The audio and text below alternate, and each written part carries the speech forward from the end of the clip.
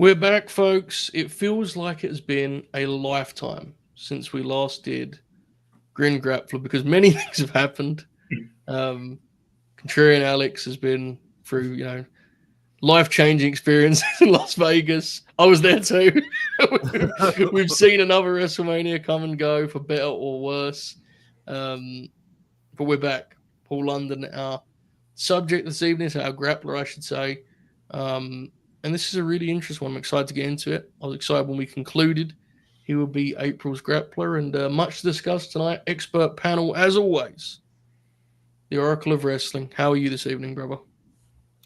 I'm good. I've got this terrible episode of NXT on in the background. Good. As I wait to watch an Io Sky Tag, which I will be watching as we discuss this show. Fair. She's on NXT? Yeah. Forward rolls. Grace against Julia and Roxanne. That match should be great, dude. Yeah. Of course, I'll be flipping back and forth with the NBA playoffs as well. Beautiful. I'm good. I'm here to talk about Paul London. Good. Fascinating character. I agree. Yeah, that's a good word for him. You certainly left this, if you're getting ahead of us, you left this lineup confirming what we all kind of believed going in, right? Which is like, wow, what a pro wrestler. Yeah. But that makes him more fascinating because of how his story has kind of unfolded. It's been still grappling too, so it's an interesting one, certainly. Much to discuss this evening. Bobby, how are you feeling tonight? I'm doing okay, Joe. Metaphor disbanded tonight on NXT, so that's a loss that we're all coping with. But really? Yeah. They did break them up. Why? I thought they were getting called up. Yeah, I don't actually. It's kind of surprising, especially Lash and Jakara, because they're a built-in tag team, and I mean the division could use that. But But they were on the TNA pay-per-view this past weekend, so they'll be fine. Hell of it! They tore it up, didn't they? God, they're great promotion. Tore it up. Yeah. All right, so is that your full comments, Bob? Metaphor, a tough night for the industry, and yep, we move on valiantly. We do. I dig it, mate. I appreciate it. All right, Alex, how are you feeling? That's a loaded question, I know. How are you? Oh man, I'm great. I'm glad to be here. Yeah, it's been forever that I was laughing to myself when I was taking my notes that I was like, who were the other runners up before Paul London? And I remember the discussion became it was either Jerry Blackwell or Paul London, and I was like, only the Grin Grappler can deliver a twosome like that. But still in recovery mode from Vegas. It was a hell of a time. I appear to be the only person in the world, and Joe, I think you to a slightly lesser extent that enjoyed night 2 of WrestleMania. But we'll talk about that. We'll cross that bridge when we get there. For tonight's purposes, very excited. I think all too often what sometimes it seems like we do here on the Grin Grappler is just talk about the all-time greats, the Roddy Pipers, the Terry Funks, the Inokis, things like that. Whereas to me, tonight's episode really captures the spirit of the what we do is just 4 nerds get together and talk about a wrestler that had a pretty interesting career, and for the time and place that he was at, and there's not many more tales more interesting than Paul London, an indie standout that he was the first big ROH guy that went to the WWF, and depending on your the lenses you wear, the mileage may vary, and where he's at today, just an enigma. And we have a hell of a lineup here of matches to talk about, and I'm excited. I'm glad to be here. Indeed. And I do want to plug, before we go any further, the finale dropped today, right, Alex, over at Tough 20 when it comes to Contrarian's business, which is a big one. Yeah, it dropped late last night, so today it was available. I didn't want to post it today. I didn't want to step on Grappler turf. But yeah, last week part 1 of our finale came out, and today part 2 dropped, in which it doesn't end on a bad note, but we kind of talk about in no small part the UFC and the Ultimate Fighter has kind of shaped some of the American culture that's very, very bad today. So it's an interesting discussion we go on. I will say, for those who have been listening, it builds to probably the biggest punchline of the entire season of Randy Couture reminiscing on a certain happening from a training session that, the pop tore the house down. So the good news is, if you haven't listened to episode 1, it's all out there now for you to binge. Binge ready, mate. Good stuff. Tremendous stuff. Check that out, folks. Our guy for Fahad, speaking of tremendous, I showed this on a show the other day, but I'll do it here Alex gave this to me. It's a gift from Fahad. Yeah. We met Fahad at NXT. Literally, as we walked in, and I was telling Alex about how bad the security was, we had and Alex was was not in a situation where he wanted to hear about that. We had a great moment. We met Fahad. It was great. We got a photo. Alex did not charge Fahad. I did, but I offered a combo of sorts. But I did get this wonderful card. So shout out to Fahad. Thank you for the super chat, bro. I hope you're having a good night. And Fahad likes these shows a lot. We like Fahad a lot. Bob, if someone's just really confident they're going to enjoy this, what would be the route of attack to kind of signal that to us? Yeah, so you can go ahead and smash that like button. It's the first time. It's an odd number. 1, 3, 5. Forgot 5 last time. 7, 9, 11, onward. And I did notice our numbers were down last time, so I think the 5 was pivotal, actually. Mm-hmm. So keep that in mind, folks. All right. Paul London. Let's talk about it. So I did some research. Now, Paul London is an interesting figure in that he has done many, many interviews. And at times, that has been actually a significant part of his kind of image and reputation. He still is he's like one of the last remaining shooters in wrestling because he does podcasts regularly. Mm-hmm. And he still is... There's not what says that he's still a pro wrestler and like he'll just tell you what he actually thinks. Now, be clear what I'm saying here. He doesn't care to just say, like, he'll just say what he thinks is, the correct thing to say at that time. He isn't someone who's kind of considering, what about my run in New York? I'm aware that I, for a moment there, suggested wrestlers don't lie. That was a fault. That was a lie on my part. That was false. But Paul London is a wrestler who will just shoot and the pieces will fall where they may, right? I mean, it is what it is. I saw a video of him from like a month ago just burying Kenta in the year of 2025 and even going as far to say that if he was challenging people for Bloodsport, Kenta would be on his list. So he's still rolling, brother. He's still doing it. He's the last one standing. So shout out Paul London. There was like a year, 2 years ago, maybe it could have been COVID era, but I just remember it was one of those like Zoom style shoot interviews, and him and disgraced deathmatch wrestler Masada were the people on it, and they're just like going off about CM Punk and how much he sucks, and like the only I think they say something like the only reason he got over is because he stole his whole moveset and all this shit. So yeah, to your point, he's a real one still to that. Last one standing, dude. I'm telling you, there's not many left. So I did my research, and it's funny, when we concluded we were going to do Paul London, there's a part of you that kind of goes, has there been enough distance? Which, I mean, I concede is a funny question for us to ask as the Bobby Roode and Alexa Bliss podcast. But you still question it when it's more modern guys, right? He turned pro in 2000. So we're now a quarter century removed from this man's professional debut. I know he has spoken about his experience at Ivan Putski's school, which is a funny visual. And then later Sean's school, which, Rudy Gonzalez and such, which is a famous story that's been told elsewhere, right? It's not, I was about to say, yeah, this is probably the only chance I'm going to get my fucking jabs in at Rudy Boy. So this is going to be a fun episode. Wow, what an adventure ahead.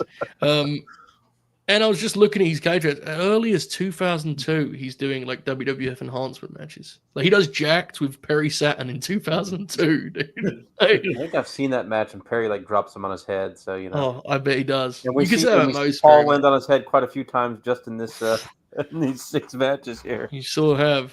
And I think it's fair to say that he's someone who was very, very swiftly a natural bell to bell. And of course emerges as an early name in Ring of Honor. Our first match is going to take us to September 2002, which is 6 months removed from Ring of Honor's first show. Alex, I wanted to kind of ask you before we even get into the Michael Shane match, the kind of reputation of Paul London as an early Ring of Honor guy and as an early kind of symbol or representation of that kind of style and era, so on and so forth. Alex, take it away, mate. So a lot of this is in hindsight of my learning, because now's the time to call it out. The aforementioned Perry Saturn Paul London match, a 14-year-old Alex Mattis was in the stands for that. My dad had recently taken a new job outside of Austin, Texas, and my family, my mom, my sister, and I, were still living in Ohio, and my mom and I were going to come down to visit to see like where we're going to live, that type of shit. And of course, when I got here, my dad surprised me with tickets to Monday Night Raw. That was at the Frank Irwin Center. And we got there, and the dark matches, it was a lineup of Texas guys. Rodney Mack was one of them. He lost to the Big Boss Man on that. Oh, baby. And then Eddie Craven, I can't remember who he wrestled, but Eddie Craven was like the guy for like 10 years in Texas that was going to make it. But Paul London wrestled Perry Saturn, and that match is available on YouTube, and I highly recommend you check it out. And I remember watching that, and again, I'm 14, so like my notion of wrestling is still kind of nebulous. And I remember that match. I was like, man, that was awesome, because I still didn't quite understand the concept of like guys getting tryouts and shit like that. And so fast forward, maybe a year later, when my household got high-speed internet, I discover the No DQ forums, Top Rope Talk, all these places, and everyone's talking about Ring of Honor. And one of the things is this name I keep reading is Paul London. And I was like, oh, that was that guy that wrestled Perry Saturn. And then so I seeked out, everyone said the Michael Shane match, which we're going to start with here, I seeked out, and then I discovered CZW. And I always joke, it sounds dramatic, but like, there is an extremely good chance that I'm not sitting here with you three guys I consider my friends right now if I had not seen that Perry Saturn Paul London match. So I always kind of jest that a Paul London versus Perry Saturn match kind of changed my life forever. That's kind of the notion I have about that. He was like one of the Texas standouts. And, if you look at the first Ring of Honor card, a big part of that was like influx from Texas. Like Rudy Boy loaded up a fucking bus and, brought all these guys up. Like Chris Marvel, I think it was the first show Chris Marvel was on and broke his leg like in one of the matches. Like the first Ring of Honor show is clunky as fuck if you've ever watched it. Like everyone remembers the main event, as they should. It's fantastic. But like the original, one of the big ideas, at the time was like, we'll bring these guys up to the East Coast from Texas who no one's heard of, and we can trump up that Shawn Michaels trained him and all this shit, and Paul London was one of those. And the difference being like Biohazard and Chris Marvel, and I think Don Juan might have been on one of the first shows too, like kind of this handful of Texas talent at the time. None of them really stuck around like Paul London did, with all due respect to Don Juan and Chris Marvel out there. The Texas Treats, fantastic regional tag team. And London became like, because of his look, I think people put him a little bit over like guys like AJ and shit. And you have to remember also at this time, TNA was not really a viable option. Like it wasn't like what it became just in a few short years after this. So people originally saw Paul London as kind of like the initial Ring of Honor standout, maybe second to Low-Ki. I think Low-Ki was always kind of like number one. Because another thing too, a lot of people may not know, it wasn't that long after Ring of Honor started that Samoa Joe showed up, but Samoa Joe was not a day one guy with that company. No. And so London was like one of the original standouts. And just from my personal experience, he was one of like, if you logged on to the internet at that point in time, got deep into the forums, it was his name was like the one everyone said, this is like the guy. And, we'll show where the story goes with that. But he was, I don't want to say necessarily the chosen one, but he was definitely thought to have been the big standout at that time. Right. And I think, as you kind of alluded to, and we'll obviously get into more detail, I think that status in some ways proved to be a detriment, right? As we will kind of uncover here as we walk through this story. But we do start, as I said, September 21st, 2002, Ring of Honor. Unscripted, I believe, was the event, right? I had my notes found, but unscripted, yes. Paul London, Michael Shane, Street Fight. And a match with some considerable lore, it must be said, in terms of a particular chant. That I don't know if it's a positive for the match's memory that this is the one that sparked that, but it's a thing nonetheless, and it lives on. and we'll get into that no doubt. But I'll start with you, Bobby. Michael Shane, Paul London here in the street fight. I'm pretty sure this is the first time you'd seen this, right, Bobby? It was. Okay. Tell me what you thought of this, because certainly before we even get into the match, like, there is a little bit of a barrier of entry of the way this feels as a wrestling show. And with Gabe doing, whatever the name he was using at this time was, I forget. He had a couple. It takes a little adjustment too. So what did you make of the vibe and then the match itself, Bob? Take it away. Yeah, the vibe wasn't, because I'm pretty sure it's the same building they ran their first show in, and I've seen that one. So like the vibe, I kind of got it off the bat. But yeah, I mean, as someone who only watched him in WWE before today, like seeing him in this environment, yeah, it was obviously quite a bit different. But they really make up for the adjustment with the pace they go to start and some of the spots they bust out, man. Like Paul skinning the cat and Michael Shane spears him. I don't think I've ever seen that. That was cool. Obviously the one where London runs up the ladder and flips off over the turnbuckle and jumps on him was awesome. I clipped that one yesterday. Like, they're going all out. And like this match, I think it's safe to say this wasn't what Ring of Honor was running at the time either, really. So it's like you're seeing these things, and it's just like imagining this in 2002, where it's like, Monday Night Raw is Triple H just running shit on everyone, and just like, SmackDown's good, but I could definitely see in 2002 how this would be something that someone would gravitate to. Absolutely. I thought it was a hell of a match. Love it. Tremendous. Very bloody match too, Yes. fair to say. London emerges with an awful lot of blood and soon follows suit as does Shane. And at one point, there's that moment where London like hoists the chair above his head. Michael Shane launches himself over the top and meets him head on with a dive. There's some really creative stuff. There's some really violent stuff. There's some crazy stuff, to be frank. The head scissors from the apron. Oracle, what did you make of this one, mate? Yeah, so I do want to make a side note. It reminded me of when Alex brought up Eddie Craven, that as someone who grew up in the Tennessee-Georgia state line, the Tennessee guy everybody thought would make it was Ray Gordy, and then the Georgia guy was obviously AJ Styles, who did make it. Well, that just reminded me of when I was a kid in the early 2000s and the discussion I would hear at indie shows when I was a kid. So I've seen this match before, Right.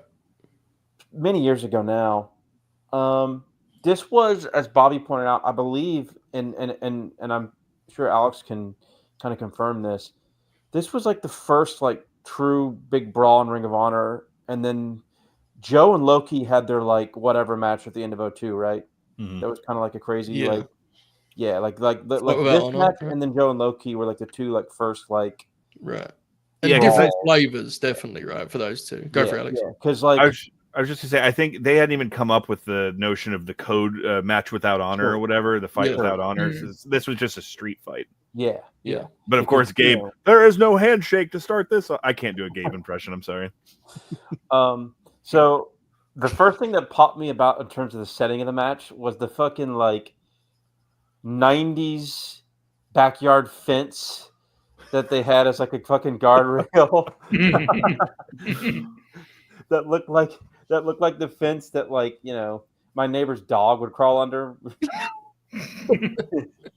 when I was a kid around the same time.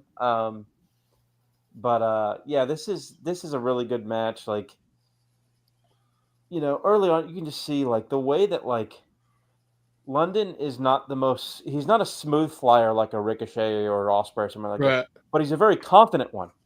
He's not afraid. He's fearless.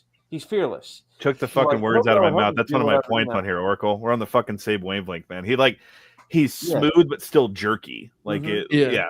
Yeah, but it also adds because it's more believable. I mean, like, don't get me wrong. Feels like, dangerous. I have my criticisms of Will and Ricochet, but those guys, the smoothness is definitely breathtaking and whatnot. But there's a level of believability and like chaos with the way that London flies. He And, does like 5 drop kicks in these 6 matches, and I swore he separated his shoulder because he just comes Yeah. like flying out of the side and shit. Yeah, he is insane, and of course the big spot or one of the many big spots from the match that that Bobby clipped is kind of a famous one, which we've probably seen over the years, is when he runs over the ladder and does the dive onto Shane in the aisleway. I also like going back to the production, like the way the old Ring of Honor camera moved. It's totally different because you see this one and then you see like the fucking like weird like pan camera and like almost like, was it like a why am I drawing a blank? The freaking cameras that fly around. Drone? Yeah. Drone. Yeah. Like the drone cameras, like that were almost like in the 2013 match we'll talk about. Like it's totally different production, right? Obviously, because it's a different company or whatever.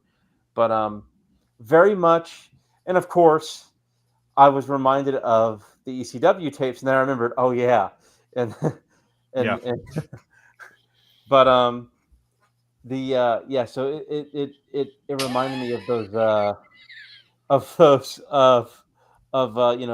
Jelly Rolls, buddy. But Dana White's friend. You presenting that as an was like spectacular. Oh yeah, of course. Yep. But this match is great. It's one of the more memorable, talked about matches from 2002 Ring of Honor.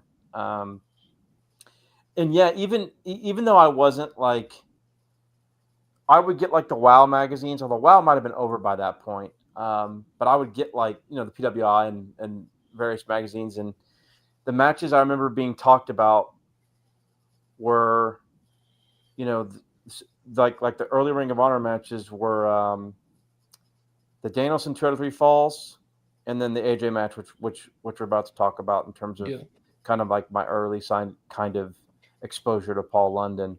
But yeah, this match holds up. It's great. Michael Shane was another guy too, just to give him a shout. That was like, I slowly began to hate him when he was in TNA.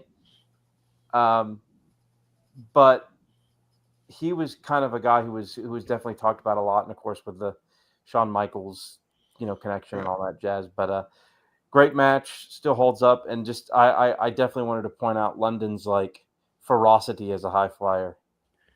I agree, and to the point with Michael Shane, I saw an interview of London where he cited, like, he said he was a huge help to him psychologically as a wrestler. He said he said working with Michael Shane was a real kind of game changer for him in terms of the way to put matches together.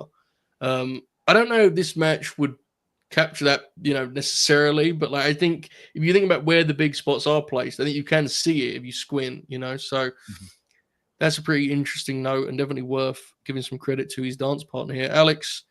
This is a big one. It includes Gabe Sapolsky explaining the difference between being cocky and being arrogant, which I would like his 2025 appraisal on. But what did you make of this upon rewatch, mate? This was Kazaa Light download, I believe. Very grainy. The first time I found a copy of this match, and very beat up. And the presentation, even what Oracle was talking about, like, this looks like an ECW house show, like fan cam. Like, even in our next match, Gabe's already like completely updated the production value with those fucking spotlights and shit. I don't miss this. I'm never going back to this. But I did, watching this, have like a very like it looks so fucking hot in that building. And I remember going to indie shows and shit where it was just like, sweltering, condensation on the walls, that type. I wasn't at the infamous Progress show where that happened, but like I remember plenty of venues in Texas where it was just like, you get a cold beer and before you know it, like all the condensation's like running down your leg and shit. So I had a warm place for that. But yeah, this was a big one. As far as like when I saw it, I was like, what? Because exactly what Bobby said. I saw this sometime in 2003. But still, even then, you compare that to like what's still like 2003.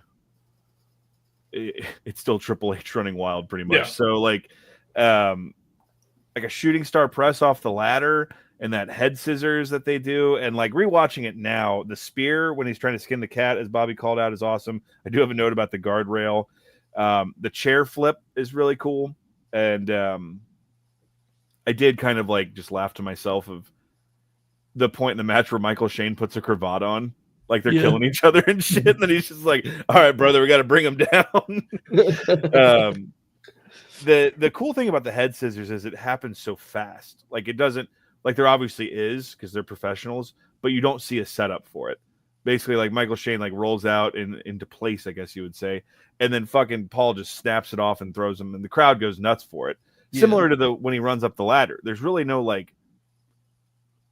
I understand.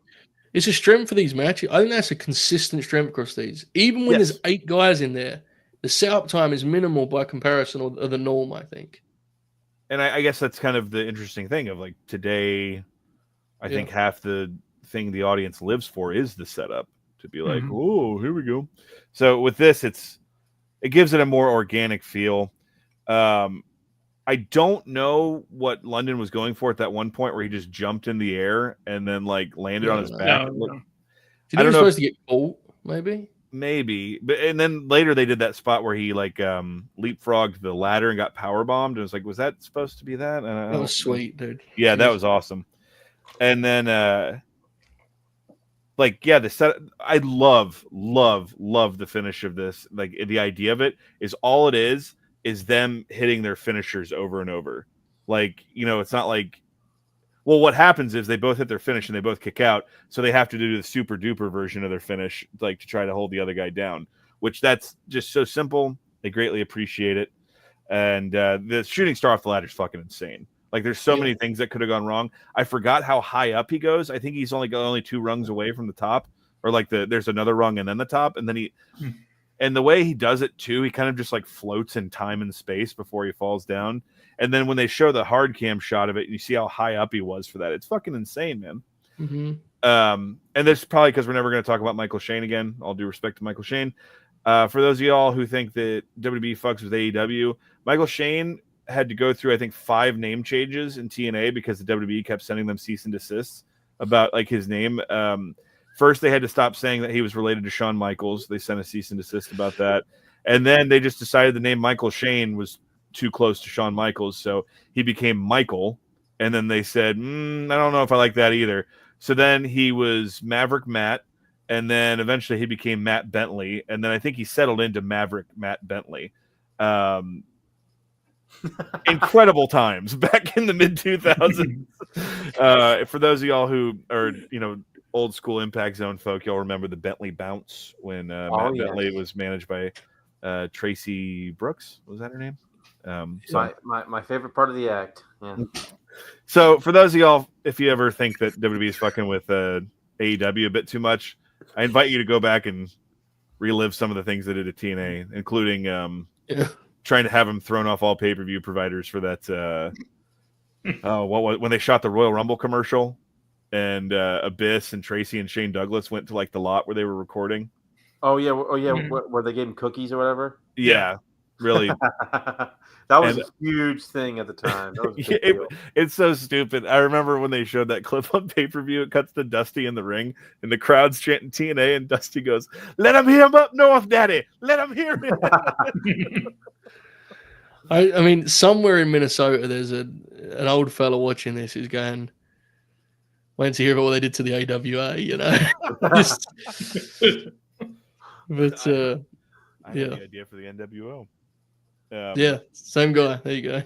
Speaking of which, because I think it would have been before the next match we're getting to, just worth calling out. I think a lot of people also aren't aware of what the infant days of TNA were. It was a fucking revolving door, man. Like they had their top guys, but then the week to week, guys like Delirious, Chris Hero, Nate Webb were coming in and out and shit. And Paul London had a few matches there, including a fucking killer match with Chris Sabin. He has a good one with Kid Cash too, I think. Oh, Kid Cash! I want to say what a great pro wrestler, man! Terrific, yeah. And I know they're still pals because they'll often cross over on the podcast front. But I'm sure Kid Cash says nothing problematic on those either. Oh, surely never. You know what? I have to investigate the tape more closely. I think he's made it okay so far. I think he just buries Punk. That's what he does, really. Oh, is he cool with AJ now? Because I remember he used to bury AJ all the fucking time. I'll have to dig into this deep. I'm gonna have to get a pair of knee pads for AJ for Christmas.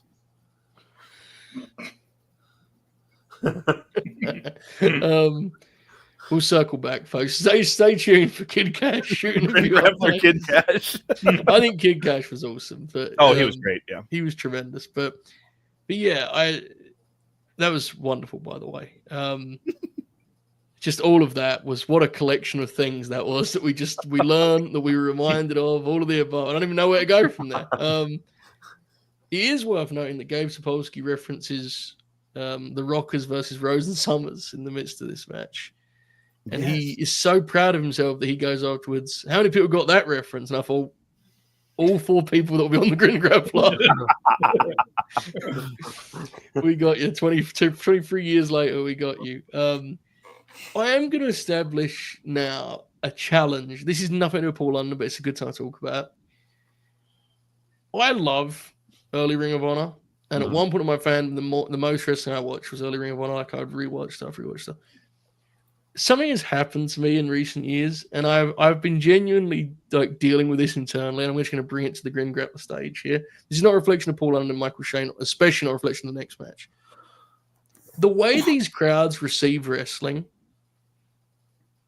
I'm uncomfortable with how much it was a signal of things to come. And here's what I mean by this, okay? Obviously, you get the famous "Please Don't Die" chant, right? And I think it's awesome that these crowds had such like an affinity for the grapplers, and there was a genuine respect. And if we're being honest, even though it's a heated street fight, a lot of the reaction is just like waiting for something cool to happen and applauding it, right? If we're being honest, or this is awesome, or whatever. And I know there was a real novelty and power to that in 2002.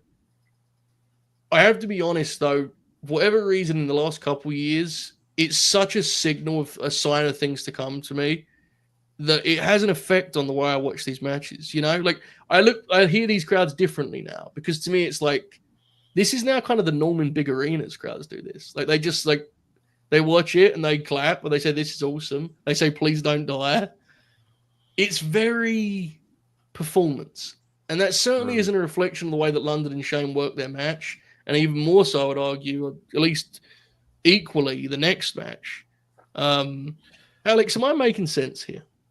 Yes, it's also a big part of the magic of when Ring of Honor really had a big one. Like you think about, sound like Jiminy Glick, the big one. Joe Kobashi obviously is like the benchmark, right. But like you think about that CZW ROH Cage of Death and how organic that crowd was during that, and it was like the Ring of Honor, like that golden age.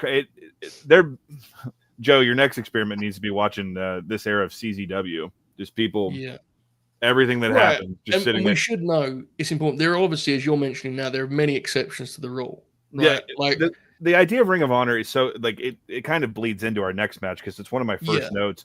It's so funny to me that this is what took the place of ECW. ECW, like. This took the place of Balls Mahoney concussing people with chairs.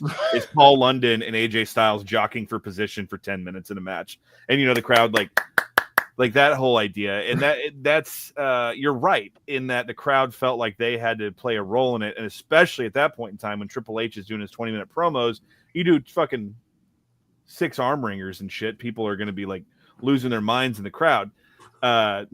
We got fucking Wyatt 6 action going on here. Someone has to have it. It's my bad, Alex. Carry on, mate. I agree with you. It was like this line that Ring of Honor at this point in time went up to that the fans felt very performative about what they were doing. But then there was this magic tear from this crop of guys that when they crossed it, and like these grown men, that's all the crowd in Ring of Honor was dudes. And they would cross this threshold into being like, holy shit, this is fucking awesome. And so you're right. And that happens very rarely now of where it's like the only thing that I will say that Gabe didn't do that bought us another 10 years or so. He didn't make sure he had a camera ready for the fan in the crowd going like that type of shit. So at least he didn't do that.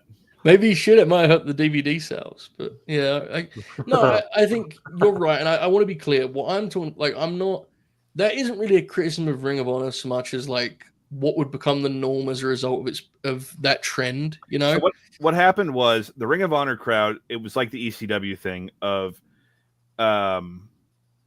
we're part of the show, and we need to make ourselves part of the show.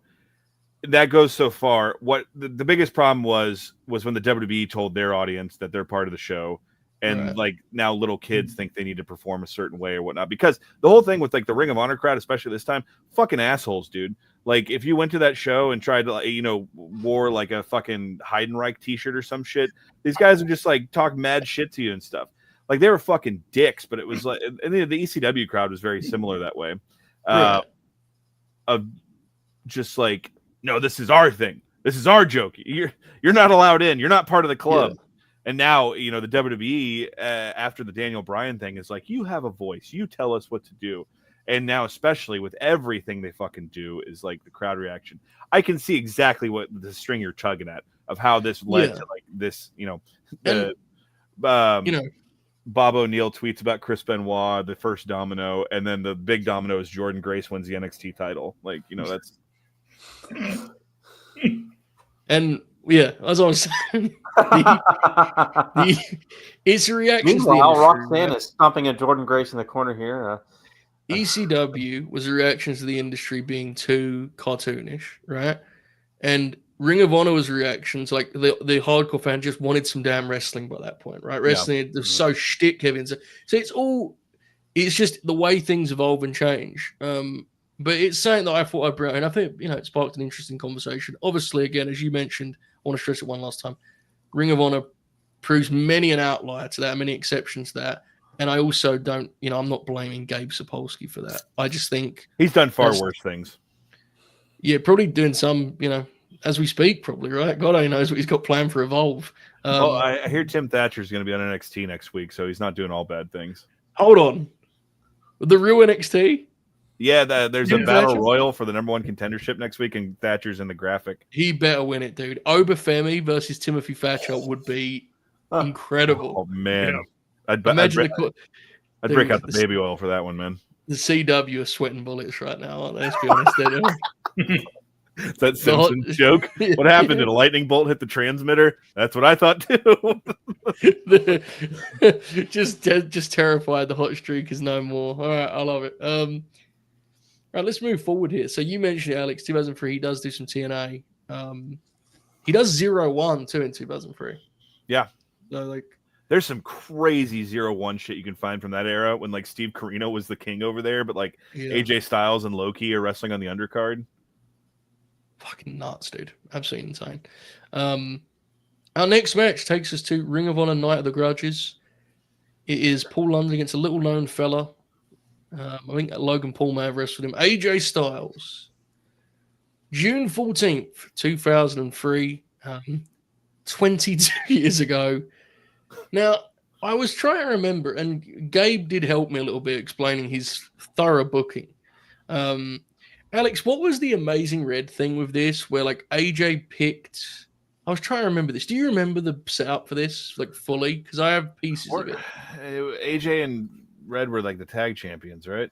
Right, and I think he picked Red in London's place or something to that effect, which is why it has that weird like... It's prickly, but there's still a sort of pretend wall of respect, that kind of vibe they have. Grin Grappler legend, Mickey James at ringside, of course, we should know. Goddamn right. But, we'll talk about more on our post show this evening. WrestleMania weekend legend, Mickey James. Yes, indeed. Speaking of legends, we have a fifth grinner among us here. We have a Hall of Famer, even dare I say. Ow! Jack Crosby in the building, founding father. Jackie, how are you, mate? What's up, fellas? Doing good, bro. Which do I some Paul London? The smashing machine, Jack Crosby. Yeah. That trailer looks so good. I can't. I'm so ready, dude. I can't. It looks so good. It really does. I was actually very hopeful before, but like when it showed Pride in the movie, I was like, "Oh my god, I can't wait!" Same. I was like, "Oh baby." Yeah. I think I heard Stephen Quadros too. Mm-hmm. We're so there, dude. The best part is like all these, like the casting, like Bader is fucking Mark Coleman, Usyk is Igor, and then Boss Rutan's just playing himself. I was like, God, what a fucking legend, dude. Yeah, I am worried about I'm worried about the workload put on Bader's shoulders. I have to be honest. I'm not. Coleman's like a big one part of that line. story, so Exactly. He has one line in the trailer, and I was like, I don't know about this. We'll see. That's what because I'm a big Ryan Bader fan. I always like Bader. Yeah, for sure. Like Bader's Bellator runs, or Bader's Bellator run is one of my. It's one of my favorite. Mhm. So fight. I want to see how he does in a fucking real movie. Yeah. Hopefully he does good. And if he doesn't, Liv Morgan certainly will. All right. Let's proceed here. AJ Styles, Paul London, Night of the Grudges. I'm going to throw historical first, but before I even do that, Bob, are you aware you've seen this match? Are you aware of this? Have I? Yeah. No, I was not actually. We watched this on the show, the Fightful show that you killed Ring of Honor with. Oh, okay. Yeah, no, I forgot all about it. Yeah, well, there's That no was what? conscience on this guy. 4 years ago? 03? Yeah, the match is 03, yeah. June 03, yeah. It's sick that I know that. Bob, Our buddy That was Kentucky Brett 2021. still holds a huge grudge against Bob for killing Ring of Honor. Brett, Yeah. all he had in wrestling left was Ring of Honor, and Bob killed it. and Brett is just out now, right? Like, he doesn't watch he's it. done. Yeah. It's so beast, dude. He should thank Bob. For those who don't know the law, we got a new channel on Fightful for the distraction stuff. And one of my pitches was the Honor Hour. And it was going to be Bob learning about Ring of Honor, like matches. And then we'd watch the current Ring of Honor. And it was a fun show. And like Bob quite liked Ring of Honor for a minute. And he started tweeting about it. And then immediately, within like 3 shows, they announced they were shutting down the promotion and released everyone from the contract. Yep. And Bob had to live with the guilt. Apparently, it doesn't impact much. He doesn't even remember the show. So, tremendous stuff. Oracle, intrigued as to if you've seen this before or not, and what did you think of it on this latest watch? I have seen this match once before. I saw this in the Danielson 203 Falls many years back. This match is excellent. Still holds up. I love the early, just like fiery grappling exchanges, really intense grappling that we pretty much almost never see anymore. All the stuff on the floor was great. London's all of his counters and stuff and working over AJ's leg and knee was awesome. Just a really great match. And I also want to point out, and I think we picked a lot of really good matches for it, kind of the range and variety of a worker London was in the ring. Because he could, he was a great tag worker. He was great singles. He could do high flying. He could brawl.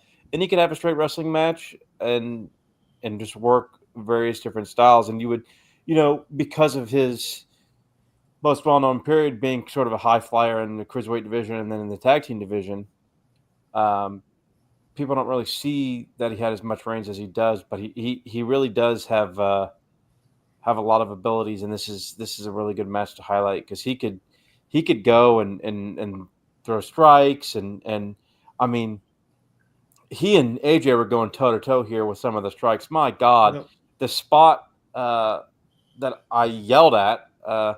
And I'm sure I did that many years ago when I first watched it, is AJ fucking just slapping the taste out of London, just like unbelievable stuff. The crowd starts losing their shit. Of course, the sweat's like, and I'm sure it looks like it's fucking 190 degrees in that building.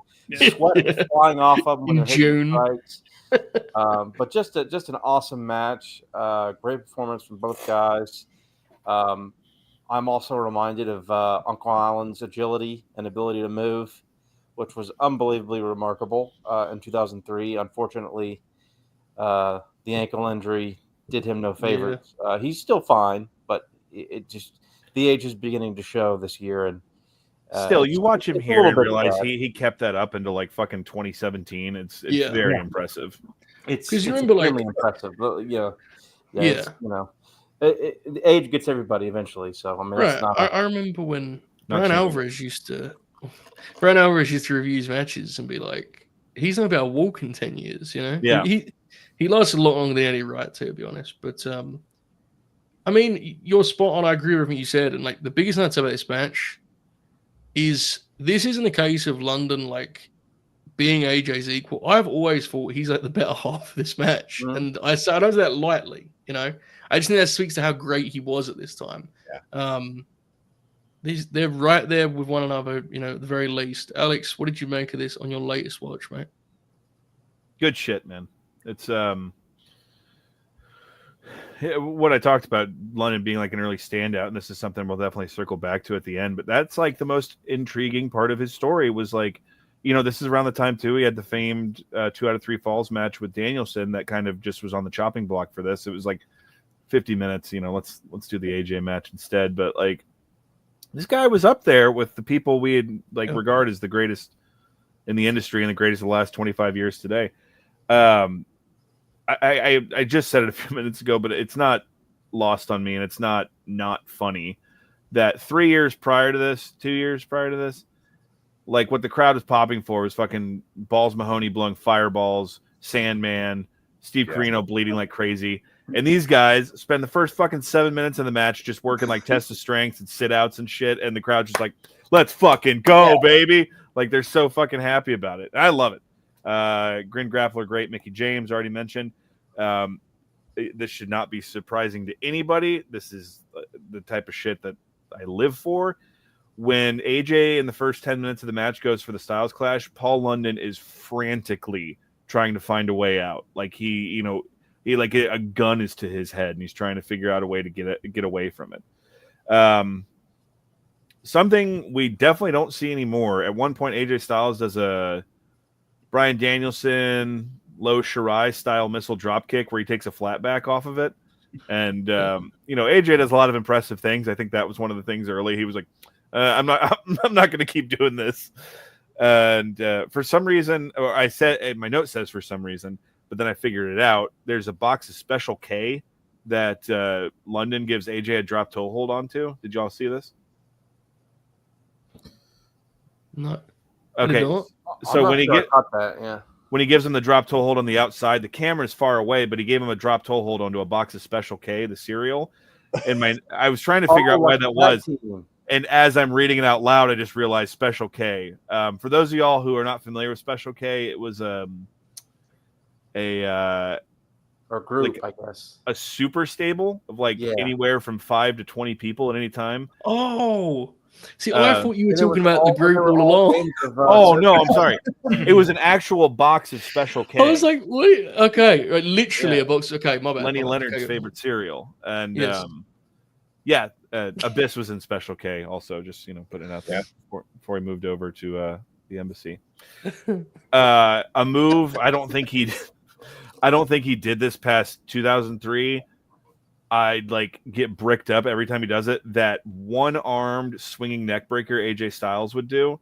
The problem with taking that is it's like almost guaranteed concussion city with the way he would hit the ropes and come off with it. So it's not surprising he didn't do it, but I remember seeing like highlight reels of them. Like, fuck yes. Very famous spot in this that would be gifed and replayed on the forums back in the day is when AJ goes for the enziguri, hits one, misses the other one, and then the third time Paul London delivers this just sick dragon screw, like where he just torques his knee all out of place. Fantastic. We see these all too often in wrestling now, and they're very bad, but we get an actual good hockey fight spot in this where both guys are just fucking laying it in, leading to AJ doing a discus lariat that I think the gif of that was my signature on the forums at one point in time, because just like Oracle said, it's so hot in there. It's like an old school boxing hit when he hits him where the sweat just flies everywhere. It looks incredible. If I can be romantic about wrestling for a minute, this match, the whole idea is that Paul London works over the leg, even like so much so that he delivers his finishing move to AJ Styles' leg. And then busts out the figure 4, which, was not one of his moves. But as everyone knows, it's a danger because if the guy turns it over, it's excruciating on you. But you got to be careful about it. But fellas, can we talk about AJ Styles for a minute? Even back then, he's 3 years into, or no, he was 98 was his debut, so he was less than 5 years into his run as a pro wrestler. His instincts, I hate to be that guy that talks about how gifted his selling is, but there's a point in this match where Paul London does a fist drop which props, $1 million man style. And just the way AJ sells it, with like one eye closed and, not over the top. It's, we know this shit's fake, but it looks like a dude would react if you stood above him and dropped a fist on him. AJ is just unfucking real in this match.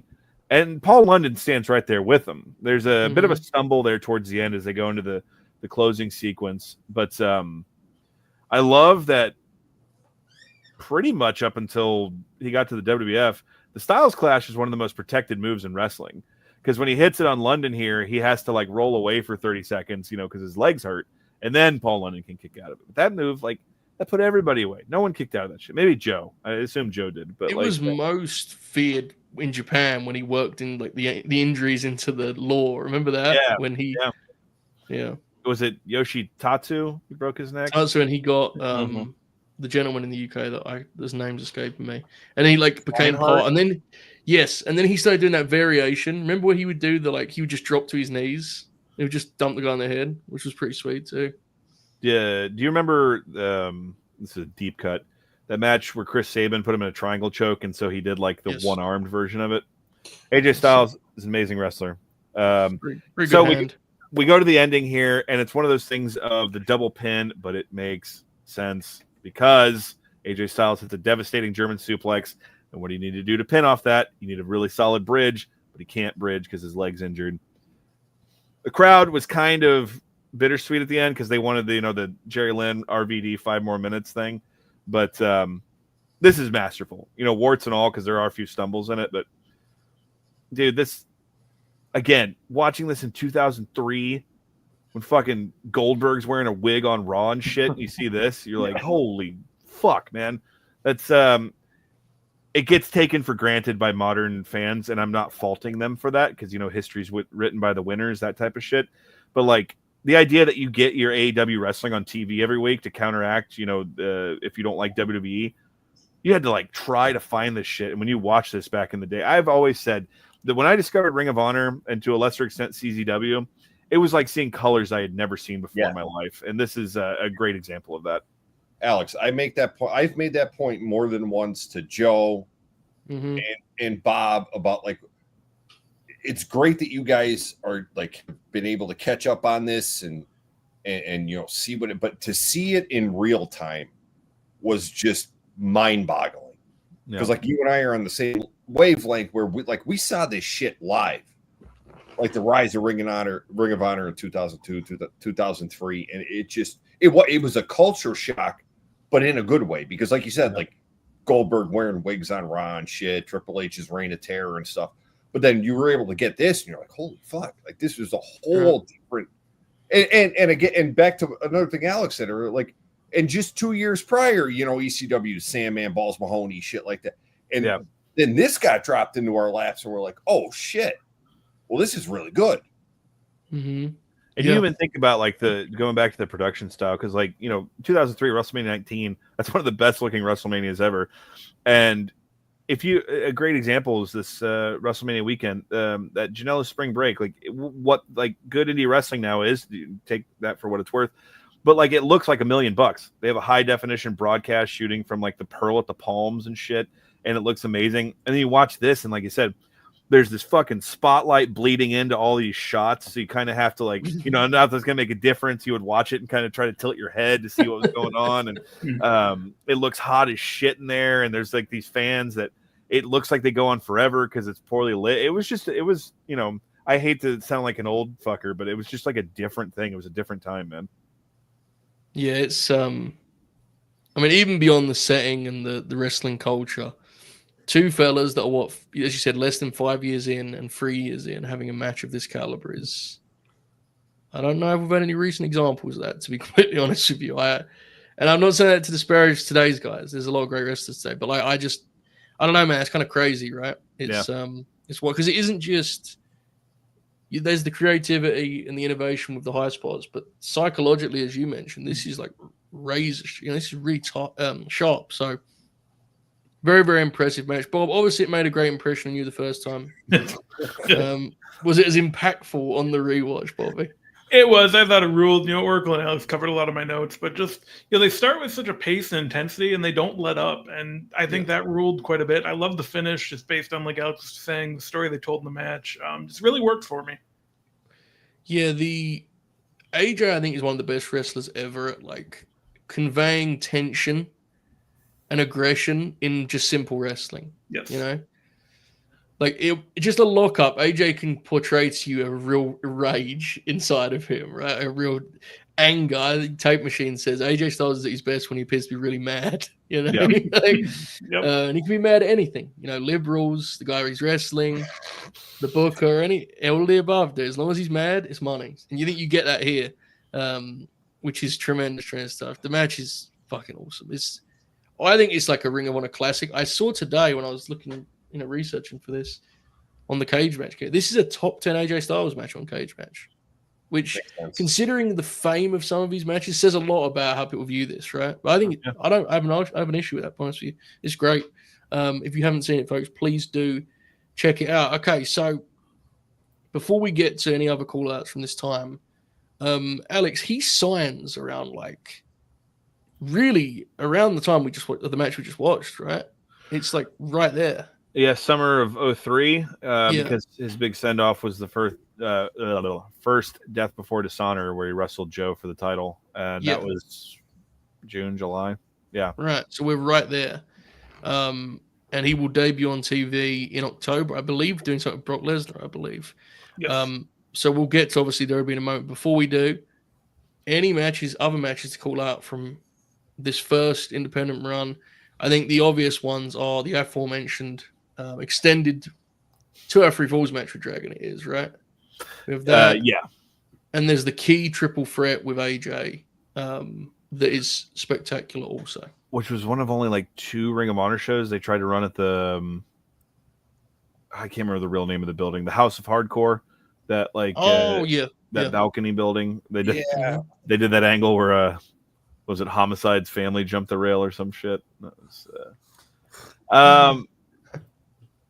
It was a really weird time. So I can't say that any match he had necessarily would live up to the 2 we talked about, or like that Danielson match or whatnot. But he was like a standout, and even the Joe match is fun. That show is. It's this isn't what you asked, Joe, but it is a strange thing of when you look at the show he left on. That's the one where Punk and Raven had the dog collar match. And after that show, Ring of Honor kind of goes on to this different level and he's on his way out. That's also the show that infamously, Jeff Hardy was on and got booed out of the fucking building. Wrestling Joey Mercury, I think. Maybe a triple threat. Anyway. Elks Lodge, by the way. Elks Lodge was the building. Thank you. Just for trivia's sake, he was involved in the build to Ric Flair and The Undertaker at WrestleMania 18. He was the fan in the crowd that Ric Flair punched on accident. And then also he, I think, took a bump at the last WCW pay-per-view. Something to do with DDP and Scott Steiner's angle that closed out WCW. I remember Paul London was a fan that got hit or something like that. So he was omnipresent. Indeed. Yeah, the match I mentioned also with Saban and TNA is one you should seek out. There you go. Any other matches to call out, boys? Are we ready to move to New York? Let's do this. So, as we said, the Brock Lesnar. Bob, do you have memory of the Brock Lesnar thing in?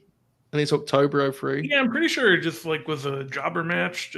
Brock was a heel then, so I think he was just gonna, beating the shit out of guys. And I believe because I think he did it to Kendrick around the same time. So, either I'm misunderstanding, or he basically just does he even do developmental properly for them, or do they just sign him and say you're on TV? Because they basically just send him up. And was developmental fully a thing? It was, right? Because they had HWA, right? They were they had Deep South. It wasn't one contained like the OVW, like it was Heartland, Deep South. Oh yeah. They had almost a territory type. Yeah. The main 2 were OVW and Deep South at the time. Yeah. Yeah. Mm-hmm. because he's on TV really quick. I And him believe and he wrestles Kendrick. a Deep South match because I was looking at his cage match earlier. I think he wrestles a Deep South match. Let me look this up. So it could be a case that he got to developmental and they just said, "There's not just move up," right? It could be that. I mean, Yeah. Because later on they would get ridiculous. I mean, I remember Low Key was in developmental for like a year, dude. Yeah. Yeah. After being one of the premier wrestlers in the world. With London, like Velocity was kind of his developmental, which we'll talk about, in a little bit, which is kind of cool. Yeah, and as Don't Have That just mentioned in our Okay, chat. so he wrestles OVW TV against Aaron Stevens. Oh my god, they would work on Pape eventually, dude. They have a Pape match on eventually, tag match. August 30th, 2003, TV of OVW, he wrestles. So that was his first match after, according to Cage Match, that was his first match after the Joe title match at Death Before Dishonor was against. There you go. I assume it was stalled out because Rudy Boy was trying to figure out how he would get on TV from it. Don't have that mentions here. They do put London and Kendrick together. In 03, Kendrick leaves the promotion. Kendrick has re-signed with WWE like 3 times, and their mindset has been, we're getting ready to do something with the Cruiserweight division. He's talked about this himself. Like, it's just the way it's worked out. I left him out earlier about the Texas truck that went up for the first Ring of Honor show, but Kendrick had already had like several tryouts in the WWF before Ring of Honor even started, right? Like he was in that Danielson crew. He might have gotten signed. Did he get signed with Dragon back in the day? Yeah, I think because he was doing the Memphis thing, right? Yeah. When Memphis was, obviously Kendrick might be a bigger part of this story. And before this next match, which was December 2004, I believe. I can't remember the air date exactly. It was December 2004. Yeah. I believe it was, so the air date is the 4th. So it taped. Oh shit! Saturday. Some mathematics here from the Oracle of Wrestling. 29th or whatever. Yeah, 30th of November, maybe. I think it's 30th of November. So this would have been after the Kidman feud, and like he was already established. Mm-hmm. The Kidman, and they win the tag straps from the Dudleys, which, by the way, hidden gem. Sounds fun. That match is good, dude. Like, yeah, it is. I've talked about this recently a lot. The Dudleys actually are good in that run because they're so not over that they have to like put effort into their matches beyond just saying get the tables. It's worth watching that stuff. They're really good in that match. Really good. I just remembered this now because we're talking about SummerSlam 04. It's Mysterio, Kidman, and London against the Dudley family. That's a fun match too. Mm-hmm. Yeah, man, they do some really good stuff in that, and like they don't ever talk about that run because it flopped, But their work is honestly sincerely good. Be a fan. So that was really mean. I apologize. That was. It's also worth noting that Kidman turns heel and comes out. Or I think is when he comes out with nah, or was that earlier? Was that weird? The standard heel music of the mid 2000s. Yeah, Kidman. And that's when he was like entering people with a shooting star press. They turn it into an angle. Yeah. And like, right. When he like shoot Chavo. But he eventually winds up battling Akio in famed Velocity matches, so much so they recently got uploaded to WWE Vault and were introduced by Akio himself, or Jimmy Wang Yang, if you will, who seems utterly amazed that people remember these matches. Like, as he's communicating it, you can look in his eyes and think like, he can't believe he's talking about these matches. You can tell. But it's really cool they uploaded it that way, genuinely. Did you guys all watch it that way out of interest, or did you watch it? I tried, but I was short for time because I was just going to watch all of them because I'm 25 minutes, and then I was like, nah, I just got to find the match. And yeah. Well, I only say that because there is build-em-up racism, presumed racism that is cut out of the WWE Vault. But they leave in the setup because he says something bizarre and it just stops dead in its tracks. And then there's 10 seconds of silence. And then Matthews goes, well, thanks for that, Bill. And I was thinking, oh, he absolutely said that racist, dude. Like, has to have been racism. Go check that out. But this is, I guess, a famous, now I guess it is famous, right? Because they've embraced it. And once they embrace something, this has like 90,000 views on YouTube, dude. Like, it's pretty cool for a C-show thing. It's a short match, it's a 5-minute match, but it features a bump that certainly is famous. A horrifying Paul London bump. Alex, do you have any memory of this stuff? And what did you think of it here on this watch? I do. I remember because Paul London was kind of my guy that I was championing at that point in time. I also remember said bump, which essentially Paul London goes to throw a kick, and he's in a position where Jimmy Yang catches it. It looks like he's for an enziguri, and then Jimmy Yang just flips him backwards, but he's so close to the ropes that his feet hit, and then he just fucking face plants and scorpions coming back into the ring. I remember that spot specifically being in the first ever Botchamania, which it's obviously not a botch. It's just a crazy fucking idea these guys had. But, shout out to Matthew regardless. And Velocity, I remember catching it when I could. You got to remember I was in high school at this point in time, so my priorities on Saturday nights were a little bit different than wrestling. Right. Now, God, I pine for a Velocity to be back. Now that would be like fantastic. But I remember hearing about these on the forums, and I remember seeing some of them, specifically Paul London's outfit in this. Bobby and Oracle may be able to relate to this. Do you remember downloading CAW formulas for the SmackDown games where you can make like a wrestler? Yes. Yeah. I had a Paul London in this outfit that was the reigning champion of my my territory. So I remember getting that CAW formula and making him with specifically the blue and gold cut. I mean, it's all there. There's a sick collar and elbow, like a struggle from the jump, and it's just work rate, man. Like, this is it's kind of funny because it's not one of the things that, like, it's not blow away in the sense of if you told someone, hey, Jimmy Yang and Paul London had this fucking 7-minute match in 2004, you should check out. You kind of get what you expect. But London, like, I didn't really notice him taking that many chops. By the end of this match, his fucking chest is chewed up, man. Yeah. And then the way the DDT on the finish just looks like absolute death. It's a good time. And, there's mixed reports from that, from contemporary reports that say they paid attention to Velocity or they didn't. I guess the most famous example was John Cena got accosted when he gave Bryan Danielson too much offense. Like, that's like the most famous example. They have their Velocity match, which I think I've called out on this platform before. The way they open their SummerSlam 2013 match is the exact same sequence as Velocity. And that makes me very happy as a person. But yeah, that's the only time I heard of people paying attention to those matches. Otherwise, because, the way WWF was at the time, if Paul London and Jimmy Yang had a TV match and went out there and did it, they'd get fucking chewed out. Like, what the fuck are you doing? Making Triple H look bad, that type of shit. So, like, I wish the WWF still had a show where these guys that weren't really being used knew no one was paying attention and they could go out there and just kind of do this shit. There's a lost charm to that. You know what I mean? Yeah. It is a rich tradition. You're right, because it has this. This is definitely it. Eventually, 205 Live becomes that. Oh, baby! Do you remember the NXT where it wasn't on TV in the States and it was on like WWE.com and they just didn't care? Like EC3 was on it and I think Brodus unfortunately was on it. Like, there's a rich tradition of this.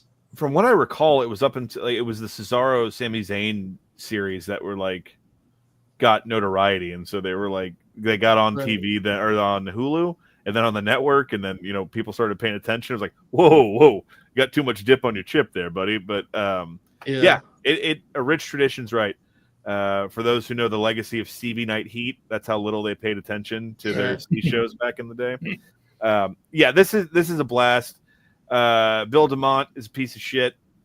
Josh Matthews, I jokingly give him credit because on one episode of Velocity one time he name dropped Super Dragon, so I feel like I'm indebted internally to him to put him over. But God, what a terrible commentator, man! Awful, just awful. Terrible. But fortunately, I had this kind of down low, and was able to enjoy the match that we had here. Who would be if there was a modern Velocity? This show in its exact presentation. Wow. If the opening video ends. What's the funniest opening theme you could hear on a weekly Velocity in 2025? Like. Because all the themes are funny now. Saturday. I should know, wrestler theme, folks. I should know. Elton John would be great, but who's the funniest grappler that can walk through the curtain? Do you think? taking it all. Solo Sikoa's got to be it, right? Hell yeah. He's had a lot of free time lately, brother. Apollo Crews still in the WWF? Yes, but That's a he good scored one. his back or something recently. He would be a velocity god, bro. Oh, Oh my goodness. There would be everyone saying Killer Cross in the chat, and All right. Raw now, dude. He's on Raw now. I mean, there would be an Apollo Crews Pentagon Velocity match that people 30 years from now would swear was like the TV match of the year that year. That's very true. because the SmackDown crew doesn't. Not Pete Dunne, I guess, cheating piece of shit. I'm still waiting for them to fucking Nevada to overturn that decision against Tim Thatcher. SmackDown's. I guess their C show is Speed now, right? Yeah. It all has main event, doesn't it? Yeah. Interesting. There was that Ziggler Tyler Bate match shortly before Dolph got canned. That was good. Yeah. Have they to this point ever acknowledged the Speed titles on main roster TV? I don't think so. I know. When they first introduced them, they did, but they have not done that in about a year. So Yeah, they did the match graphics at one point for it, but yeah, they stopped that. Dude, I'm sorry. I'm just still thinking about this. You know who was fucking made for Velocity? You imagine? Stick with me here, boys. A Biff Busick Velocity run. Oh yeah. Yes. Mhm. oh damn, that would be sick. Good. I think legitimately Busick / Oni Lorcan had like the best array of like 5-minute or less matches in the history of NXT. Like that. Him and fucking Danny Burch had that 90-second match with the Authors of Pain that I still cite as like one of the best matches of that year. Dude, yeah. Talk about a guy who got it, man. Have you ever seen the Atami match? The Kenta Oni matches? Yes, yeah. They're fucking awesome. Yeah. There was at the takeover in San Antonio in 2017. Also, Tyler Bate wrestled Oni Lorcan on I think it was the dark match, and as you can imagine, it was a fucking hoot because Tyler Bate was 30 years younger at that point in time. So, You know who got Biff hired in the WWF? who's that? Mid-South star Dango got him hired in the WWF. Oh baby. Oh man, Dirty Dango. Yes, Run sir. the The, Razor, I tell you. the I tell you system's what. own. Yeah. Run the Razor. He's dude. Watts loved him. Remember all those tapes? Fuck, it's amazing. Let's all right. Let's throw this elsewhere here. Bobby, Velocity. This feels like a bit of you. This does, mate. It's got your fingerprints on it. I feel. He's excited to revisit this. And what did you make of it? Yeah, it was a trial of Velocity. I was very excited. We've been here for 3 years, haven't gotten a Velocity match yet, so I felt very vindicated. I really didn't remember this. Like, you remember the Cena Danielson match kind of from the lore over the years. You remember the Benny Regal match just because of, all that entailed. But yeah, this one I didn't really remember until it became a whole big thing when Jimmy Wang Yang brought it back up, and it ruled. A couple of guys working much harder than they needed to because it's the only time that they'd really get to do that, like Alex said. And it conveyed itself really well. And, for London, and we'll talk about it kind of in the next match, he was able to do some of this going forward on TV, but like Akio, and even when he became Jimmy Wang Yang, like he wasn't able to do any of this sort of stuff. And it's unfortunate because they never really went all in with these guys, and they could have. Bob, I'm not admonishing you this because you didn't know. I've banned Benny's band. All right, we're not doing it anymore. Here's why. Someone used Benny on the timeline, and they got told off, and they said it was Eboo's. So if we just stop now, yeah, I think we're clear. We know who it actually was. He might be on the screen right now. He looked very offended when he didn't get credit. But if we stop now, that's true. I think we're clear. Right? Yeah, so sorry, I was just naming other famed Velocity matches, but this one was very good. That's right, All right. mate. All right, that's it. I'm up in the stakes. Next fucking Grin Grappler. I'm wearing my Kevin Set Me Up t-shirt.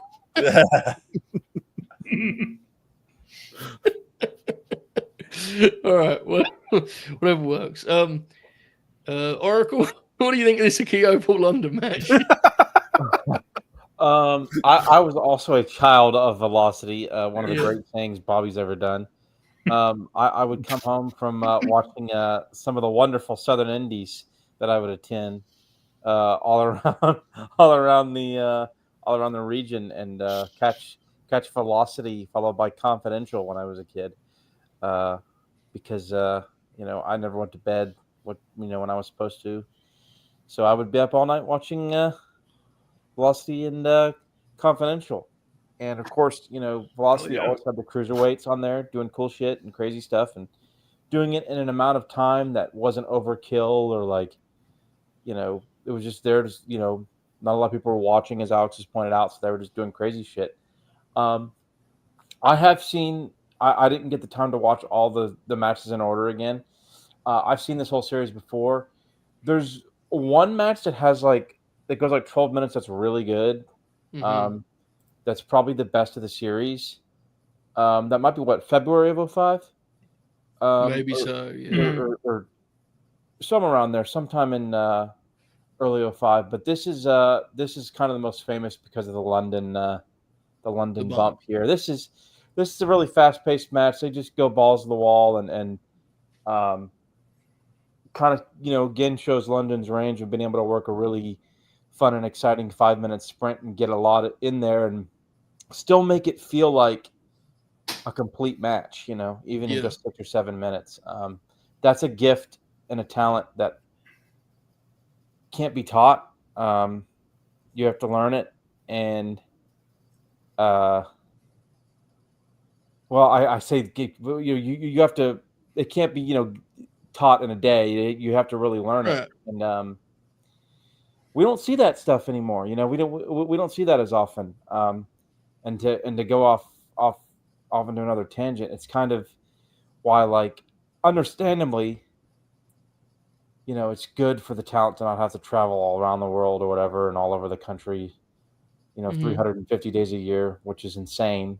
But less house show matches means, less ability to do certain things in the ring, less. And this is kind of stuff like that seems to be more of an increasing lost art in some ways of being able to have a really compact 6-7 minute match. It's a match that feels like there's a beginning, middle, and end, even with even though they're really just kind of throwing shit against the wall. But really fun match. Commentary was terrible. When I was 12 years old when this aired, I probably would have popped when Josh Matthews said 5-star match. Now I just get very angry. What a terrible commentator. Super super fun match, and I'm glad we highlighted this feud because it was definitely a very much talked about thing. Mm-hmm. Yes, sir. To your point, I talked about this recently. It is something I genuinely think is different now in the sense that I think the way the smaller guys were treated in WWE, I think there was a kind of necessity to really bring it in terms of the physicality that I definitely think has slid since then because it's just normalized shorter guys, right? If Tyler Bate was, and I think Tyler Bate's a good wrestler, I really do. And he's a genuinely good wrestler. But if he existed in WWE 20 years ago, he would have to be so physical to even get anyone to sell for him, Yeah. Yep. Whereas now, guys play ball. And I don't think that's a bad thing. It's just because of that, things are looser now. And I'd say Tyler, I think Tyler's actually a big culprit there even, but I'm choosing an example. If you watch a guy like these two guys wrestle, if you watch Jamie Noble wrestle, or those guys had to be fucking tight with their stuff because otherwise they weren't going to sell it, dude. They were little guys in the land of the giants. So it's definitely different. Jimmy Yang's an interesting wrestler. Go for it, man. I was just going to say, I don't know if y'all remember, Jamie Noble had a pay-per-view match with Billy Gunn, and that was kind of one of the things Jamie Noble had to be ferocious because Billy Gunn, he's from that school. If I'm not going to sell Vince, right? Vince, right? Uh-huh. Great pay-per-view. Oh, 3. Let me just add that to my playlist. That sounds very, very, very enticing. It's 4 minutes 59. You can't rate it on cage match. No use. Get rid of it. It's one second. It's 1 second short. It's no use to me. Oh, I'll forget I've seen it. What good is that? All right. As opposed to this beautiful 5 minutes 30, the sweet spot we call that in the business. Jimmy Yang is apparently a very funny character. And he claims to still have the record for most firings and rehirings from the WWF. And my understanding is he's very braggadocious in his battle with the big LG Gallows in the pursuit of this prize. I know he's making a town for LG sooner than later. So Jimmy Yang's still out there doing the thing. Good on him. Bob, we're an hour and 20 into this show where Jack Crosby came out. It's been a great night so far. Do you have a tip for someone if they're enjoying the show? Yeah, if you're having a good time, you go ahead and smash that like button. If you did not the first time, if you did the first time, you can do it again, but that would be an even number. Yeah. You're looking for odd numbers, 1, 3, 5, 7, 9, 11, 13, 15, 17, onward. 17, 19. Yeah, 19. 21. So on and so forth. Yep. We want to get the legal age.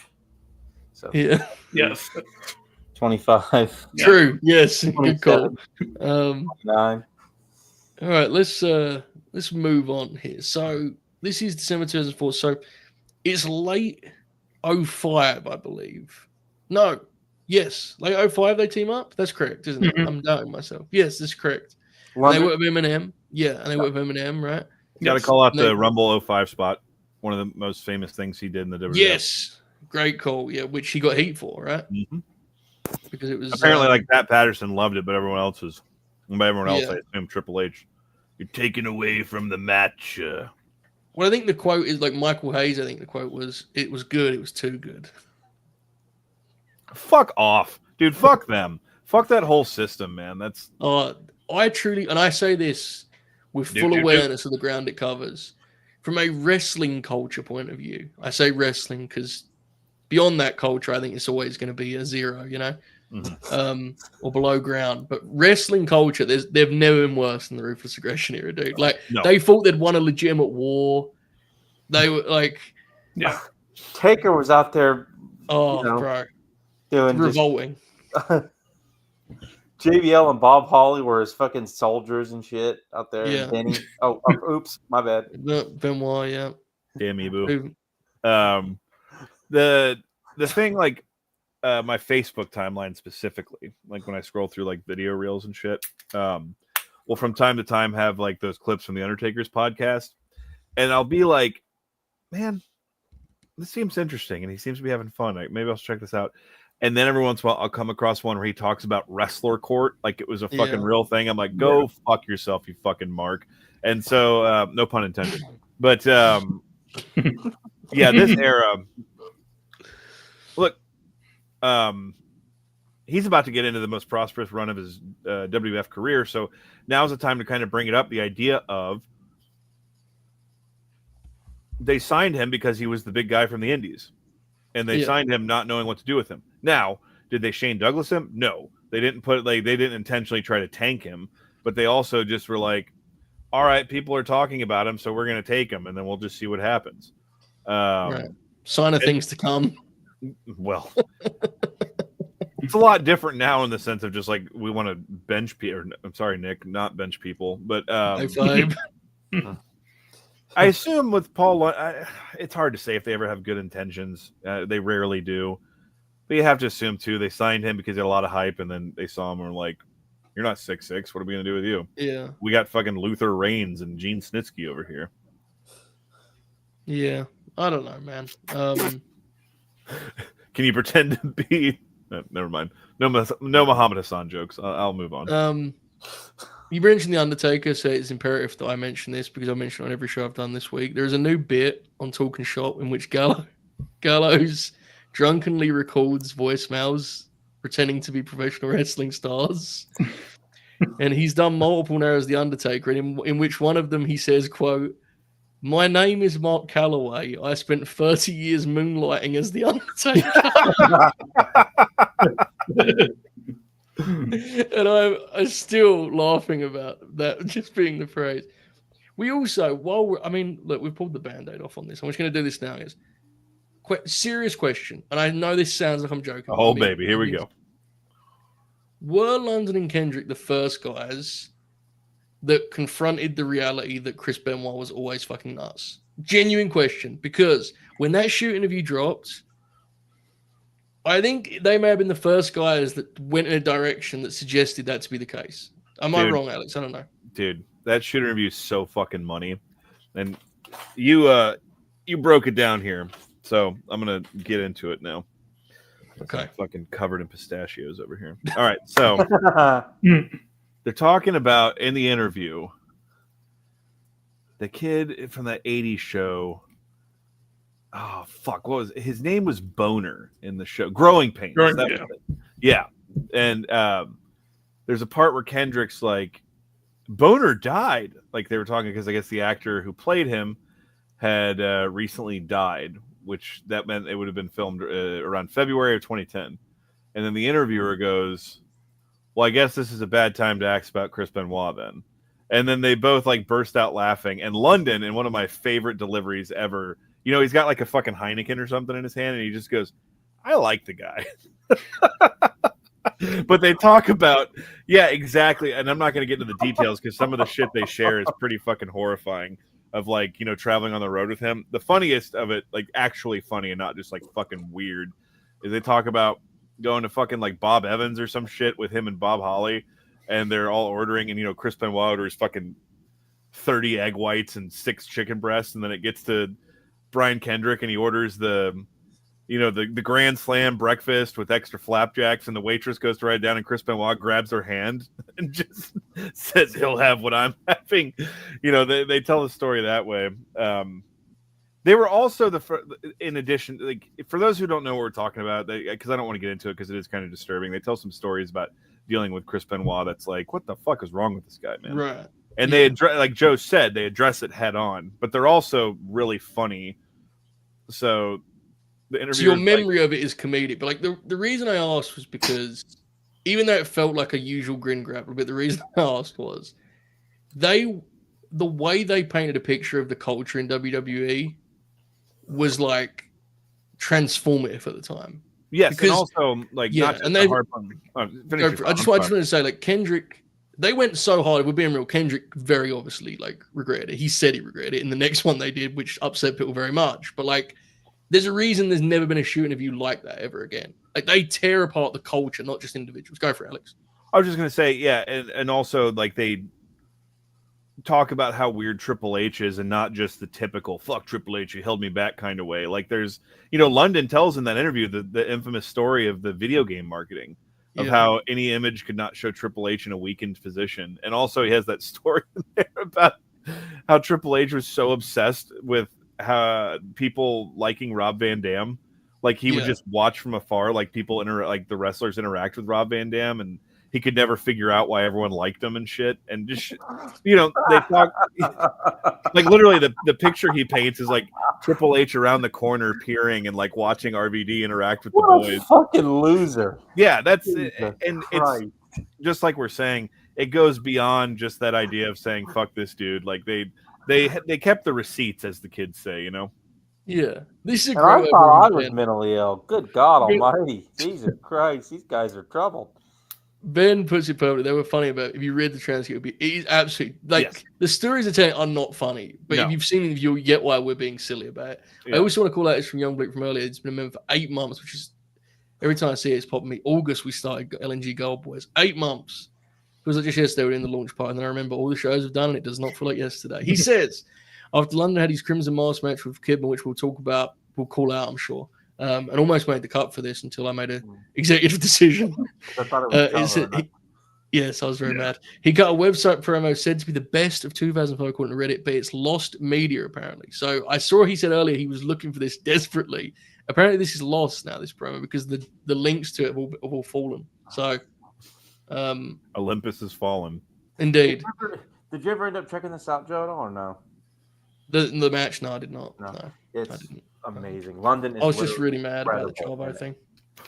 Really mad about that. I was actually enraged about it. I was very angry, and Bob like encouraged the lie too, and it was. I was like scrolling cage match. I had a good match against Chavo. I've seen the match a couple times, and I just forgotten that like you did. Chavo was on commentary because I think doesn't he beat up London after the match? Yeah. London's blood all over his like fucking like. He does because that sets up their match. Yeah. Like, I mean, look, you did what I do. You remembered a good match and you assumed Chavo was in it. I do it all the time. Well, part of it. Yeah. Yeah. I was recently thinking about Savage vs. Warrior, and I was like, Chavo was in there. I'm pretty sure he was.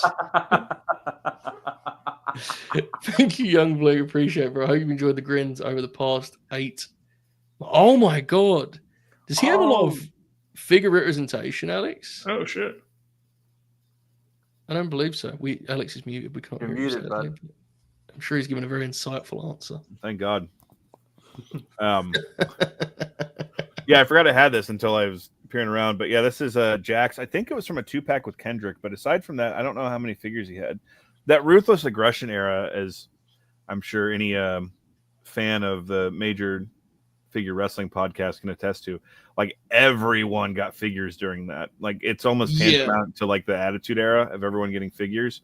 But yeah, I don't know how many figures Paul London got. I don't think he got one of those like Legends of Wrestling, the San Francisco toy makers. Seems like he's due for someone needs to make like a Hasbro. I'm surprised. He hasn't got some rep in because there's so many indie companies doing the retros now, right? Yeah. I'm just looking here. He did get a few in that era that you mentioned, the Ruthless Aggression era. He got a. They got a Treacherous Trios pack with Jimmy Wang Yang. Oh, yeah. Awesome. Which is awesome. They got a couple double packs. So yeah, he got some figures. It's weird. I'm surprised they haven't got any new ones. But well, I'm surprised he hasn't. He probably got one of those micro brawlers with Pro Wrestling Tees or whatever. Yeah, it seems not. Sadly, at least I would have one at your door if he did. But we're talking a lot about the Kendrick team here, and obviously that is. I think it's fair to say that is the thing he's most remembered for, right? I think if you said something, Paul London said the Kendrick team. Kendrick, how do I phrase this? Kendrick is known for other things, not inside the ring also because he had the 205 thing. Yeah, he did though, right? Like he had the Brian Kendrick character, which was they pushed that for like a minute or two, maybe 90 seconds, maybe like it was he had a run. So their team is still a defining thing for them together, and that's interesting because a lot of us are very bullish on their work together. They were champs for a long time. I honestly believe them to be like an all-time WWF team in terms of what they were capable of, and even what they produced in spite of creative. Because of the era, they did appear a lot on pay-per-view in underneath matches because you had undercard matches then. However, creatively, they were to say they were underserved as year-long WWE Tag Team Champions would be an understatement, right? They couldn't get a name. And at one point, they have gear with I don't know what the name was, but they have like gear with a name on it, and they just never reference it on commentary. Didn't care. There's no development to them in terms of feuds. They just have matches every week, and so all of this stuff is pretty weird to reflect on. The match we're about to talk about is the exception to that because this is a night where they get a chance to swing for the fences. And boy, the name was the Hooligans. Thank you to chat. That was the name. They wanted that to be their name. Right. They wouldn't give it to them. They put on their gear and they still didn't acknowledge it, which is hilarious. They were left out of both SmackDown vs. Raw 07 and 08. Completely. Great point by Wesley, which I think speaks to it also. Were they in any dark match at WrestleMania any of those years, or I saw they recently Battle Royal at 23, right?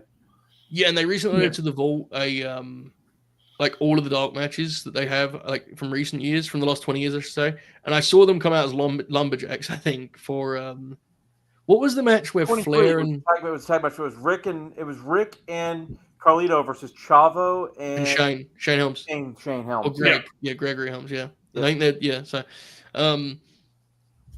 so yeah. Whoa. This is a night for them to go for it. Armageddon 2006, the idea was to give SmackDown a kind of season finale. They wanted to help the pay-per-view buy out by putting Cena on, and they kind of went for it, right? They have an Inferno match to open, and this is on second. It's just a small side note. This is December 17th, 2006.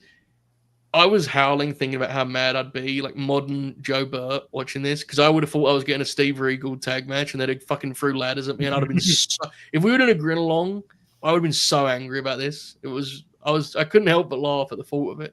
Everyone being really happy about the match and me just being like, where's the fucking Euros? Yes, Alex. An important thing to call out about this is that I don't know if anyone involved has ever confirmed this, but at the time, the reporting and the thought was this match was the make good for the 2 weeks previous, the December to Dismember pay-per-view, which is regarded as one of the bigger disasters this side of Legends of Wrestling, you know what I mean? Or Heroes of Wrestling, excuse me. Right. So, and Hardys and Eminem had the best match on that show. Yeah. And I think that does make sense. because you wouldn't do this match impromptu just for the fun of it. Like, No. they nearly die in this match, dude. This is also during a different time of pay-per-view, meaning that this match, you had to have bought the pay-per-view to see this happening, which meant like, hey, if you bought this shit last or 2 weeks ago, we're sorry about that. Here's this. Yeah. Exactly. So this match is insane. It is London and Kendrick versus the Hardys versus Eminem, as mentioned, and Dave Taylor and Steve Regal, William Regal, I should say. And Oracle and I got to exchange some texts about this. It is wild. There is much to discuss here. Bobby, I'll start with you. What an insane piece of business, brother. Yeah. No, this is incredible, man. Like, everyone remembers obviously the Joey Mercury spot, and for good reason, but like there's so much like little stuff in this match. Regal and Taylor just being actively opposed to ladders to the point where they're just trying to like push them out of the ring whenever anyone brings them in, and the climbing and all that. The Hardys showing up, obviously they can kind of be the aces in a match like this. Eminem worked real hard in this too until Mercury got hurt, but even then Johnny Nitro was working real hard in this entire match, and yeah, just all of it, like, and doing some things off the ladder that I think it's safe to say you hadn't really seen in WWE for a few years before that, like, because they kind of went a long time between TLC matches, so you weren't getting like the car crash sort of thing. Like they had the Money in the Bank, and those had a couple big spots, but nothing like this. This was like it's kind of nonstop action everywhere you looked, and just doing stuff you hadn't seen before, using the ladders as weapons, jumping off of them, throwing each other off of them. It was incredible. It was indeed. I mentioned this in our chat. I said to you, Oracle, like, I understand why the Mercury thing dominates the memory, and Bob mentioned it too, and like, it makes sense. But it's because of that, I think people have forgotten. So there is some stuff in this match that is astonishing now in 2025. There are things in this match that I can't believe they actually did. Yeah. It's crazy. Oracle, you were very impressed rewatching it go for it, man. This match is, and I said it in our DM, and I mean it. Obviously, there's a lot of great matches in the history of the company, all different varieties and versions. This might make my top 100 list of the best matches in the history. I mean, it wouldn't be extremely high, but this might be one of the best 100 best matches in the history of the World Wrestling Federation. Like, this match is fucking insane. This is like big project still to come. Me, Joe, and Oracle getting together for the top 100 WWF matches of all time. the look on Joe's face was of pure horror. Well, I don't know about that one, boys. This is like obviously the Joey Mercury face explosion is insane, but all 8 guys are great in this match. Regal and Taylor are outstanding here. Yes. They have a total fear of climbing the ladder. There's a great spot where they're like both like too terrified to climb the ladder, and the payoff for it is unbelievable. Because first of all, Regal takes 2 spots in this match. One, he takes like I can't remember what it was. Somebody splashes the ladder on top of him or something, and was it Mercury's blood or was his arm cut from a ladder? Regal. I was wondering the same thing. I'm not sure. I couldn't tell, but he was bruised up. I'll tell you that much for sure. The payoff at the end is Regal takes a sliced bread from Kendrick, who is Kendrick is a lunatic in this match. Yes. 3 big spots from Kendrick as I jump around here. First of all, at one point, Regal or Taylor toss him out of the ring. Well, Kendrick decides, no, I'm not going to hang on to the second rope when I get tossed over. I'm just going to go hands free and fly out back first through the fucking second rope and see what happens. And then he just casually takes a hip toss off a fucking ladder with no fear. It just fucking takes a just crazy hip toss, 15 feet in the air. But the payoff of Regal and Taylor being afraid of, and Regal finally is like, I guess I have to climb this thing. And he's trying to get up there. He's trying to get up there. Brian Kendrick hits the most horrifying sliced bread I've ever seen in my life. There's no room. No room to take the spot. And Regal knows there's no room, so he just fucking falls. He just goes, fuck this. I'm just taking it right where I got to take it. I'm just, to protect myself. So he takes it hard because he falls and lands on the bottom rope. Yeah. Kendrick literally lands like in between the ropes and flies outside of the fucking ring. And that's not even, we're not even discussing what this match is most famous for, which is literally Joey Mercury's face exploding and within instantly blood pouring everywhere. Yeah. And by the way, in that like little corner of the ring literally looks like a crime scene after he gets taken out because it happens. And Michael Cole says, and I like Michael Cole. He says, Joey Mercury may have a broken nose. Yeah, man. I reckon he does. I reckon he's got a lot more problems than that broken nose. JBL is losing his mind early on in the match. Yes. When Joey Mercury's face explodes and then every crazy spot after another. Like I know JBL, especially in the second run, was like awful at times. He is incredible here. He is fucking losing his mind and putting these guys over huge. He is like he's like yelling like this is what it's all. He's like these guys are fighting for the tag title, maga. He's like saying he's great on this. It's fucking awesome. There's so much. Paul London is honestly he might be the best guy in the match, and I'm not saying which is saying something. He is awesome in this match. I think it's him and Kendrick on his head. Or was it half and half on the ladder that he takes? So he takes the ladder, but he's on his head because the ladder's slanted. So he takes another suplex from Regal where he lands on his head early in the match. There's an incredible spot that I've never seen ever again in the history of ladder matches, where London's climbing the ladder, and Nitro springboards after London to knock him off, and London just kicks the ladder down. Yeah. To jump out of the way of Nitro so he doesn't get knocked over. And Johnny Nitro lands hit first on the fucking ladder. And then he does there's a couple there's of this one too. Spots. This one, Oracle, that Wesley brings up. That might be the most crazy one. I've never seen it again. Ever seen it again. As Wesley states here, Jeff getting drop kicked off the ladder and bouncing off the ropes. Like Nitro drop kicks him off, and like Jeff like perfectly it's like the most perfectly done stupid team because that should have gone very poorly. It should have gone poorly, to be honest, right? Like it had no reason to work. It's unbelievable. I've seen a lot of great sunset flips. The best one's still probably Balor and that Money in the Bank from Andy. Yeah. But the one Morrison Nitro takes in this is fucking brutal. The one Eddie gives RVD in their match is also sick as fuck. Yeah, that's cool. But this match is like legitimately, and like, look, they've killed the ladder match, and like, I still enjoy them because I like plunder ladder matches. Like, but I can talking about it's one of the biggest shows of the year now, pal. Yeah. Case in point, they killed it.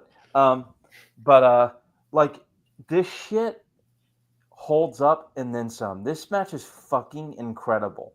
Like these guys are lunatics.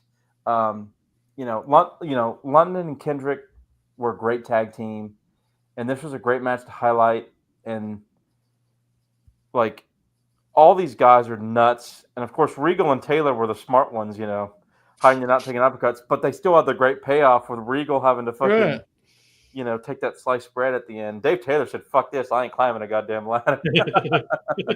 Yeah, but they give the match a lot of color, don't they? They give it match some personality. They add to the match so much because it's like it makes it stand out more. These guys are too afraid to like climb the ladder and shit, and they're like stiffing guys and like throwing ladders out of the way and like throwing their fucking euros at the same time. It rules. This is like I've always loved this match, but like. Remembering or like being reminded of everything else around the Joey Mercury spot is like, wow, this match is like one of the best ladder matches in the history of the company. Yeah, sure. It's their crown jewel, and they spoke about it as such on that aforementioned shoot interview. It was a chance for them to actually be important for a night, and they took it with both hands. Also, full credit, don't know when that brings it up, but Nitro has to like take Mercury's place, and he does so seamlessly. This is an amazing piece of business. A very memorable match, and almost certainly the most famous match of Paul London's career. Even if there's a great variety here in terms of eyeballs, this has to be the 1 seed, right? It does. So I think historically it's actually underrated because it's kind of lost to time. Mm-hmm. The only team here. It was also in a really rough, like obviously, like late Ruthless Aggression era is not like the most wonderful place in general, but late 06 in particular is just not very good at all. Well, it's also in-house. They only, of these guys, the only people here they really celebrate are the Hardys, and they talk about their other ladder matches, right? So it's like, because it sounds Regal's one of the most important people there, but they never talk about Regal's career. He never gets any like merch or anything. He's not in the Hall of Fame yet, like any of that stuff. So yeah, I don't know. He did get that Build-A-Figure recently. Right, but like that being the only figure he's got since he come back, a Build-A-Figure, is so crazy to me. Oh, like, yeah. He was a big deal, man. I don't get why they don't make anything Regal. Finley's the same. Finley was less popular, though, I guess, so that makes more sense. But I don't know if that's true. Actually, I made it up. Alex, what do you think of this match? It also has what we already called out, the albatross of the Joey Mercury thing of like, not the same thing, but like the Montreal, that match with Sean and Brett, it's pretty fucking awesome until the finish. No one remembers that, you know, and it's kind of like the same thing here of like, oh yeah, that dude's face exploded. And I don't know what he was expecting.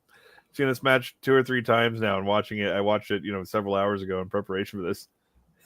He's just standing over the ladder. Yeah. With his face just right there. And I don't know if he expected it to whiff him or what, but I think they thought Jeff was gonna like signal, like Jeff was gonna take longer, is what they thought was gonna happen. Oh, I see. Jeff just jumps, right? Not criticizing because he genuinely one last thing to add. So we had the ladder match DVD when I was a kid, and around the time. Like it was like a year or so after when it came out. Or I was looking for the set, right? It was like a 3-disc set. I was trying, it's somewhere. Me, my brother Dustin, and my cousin, and our friend would like. I remember one time specifically, we were like watching the match, and like we were like doing our own like slow motion pause version on the DVD of Joey Mercury's face. We were like, "Oh, look, that's what happened." To be honest, kind of sickening, but like at the same time, like that's what the more we talk about it, I think that's actually the reason they've kind of shied away from it, because I think this was not. I don't think it's had a great impact on Joey's personal life. I think that's probably why they've. Yeah, it was not. I know he had a lot of issues before this, but I think this very much exacerbated them. That makes sense. The more we talk about it, to be honest. Go for it, Alex. Sorry, mate. Just in the chat, someone asked if the Hardys had done that spot before. They actually did it in the first ladder match, the Edge and Christian Terry Invitational, and even more hilarious, Jeff did that in the Victory Road 2004 main event with Jeff Jarrett. So you can imagine Jeff Jarrett getting into position and selling that move. Full length arms. He gets behind it. Like he's not even on the side. He gets behind it and does like fucking sunset arms coming out of it, selling it. Dude, yeah, it's beautiful. I think it got a good pop, right? So, oh yeah. That's back when we had hope, All right, notes here that haven't already been covered. Regal, the horror on Regal's face when they sold it to ladder match is fantastic. Anytime Eminem comes up, I will call out they completely ripped off the Backseat Boys because the internet was not yet pervasive enough, and there wasn't like something that people could just put in your face and be like, "Look at this, they ripped it off." R.I.P. Trent Acid. It's very quick. But I caught it. It made me laugh very hard when they're raising the belts. Regal grabs hold of the hook and like tries to pull the belts down.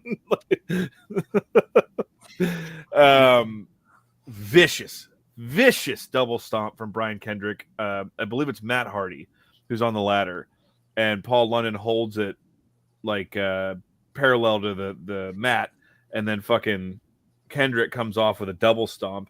And I guess he just thought, got to make it look good or it's got to sound good, because he just fucking boom, just fucking missiles into Matt Hardy. Fantastic. Oracle covered a lot of the good spots. One he did not cover. Paul London takes a fucking half and half suplex from William Regal into a ladder.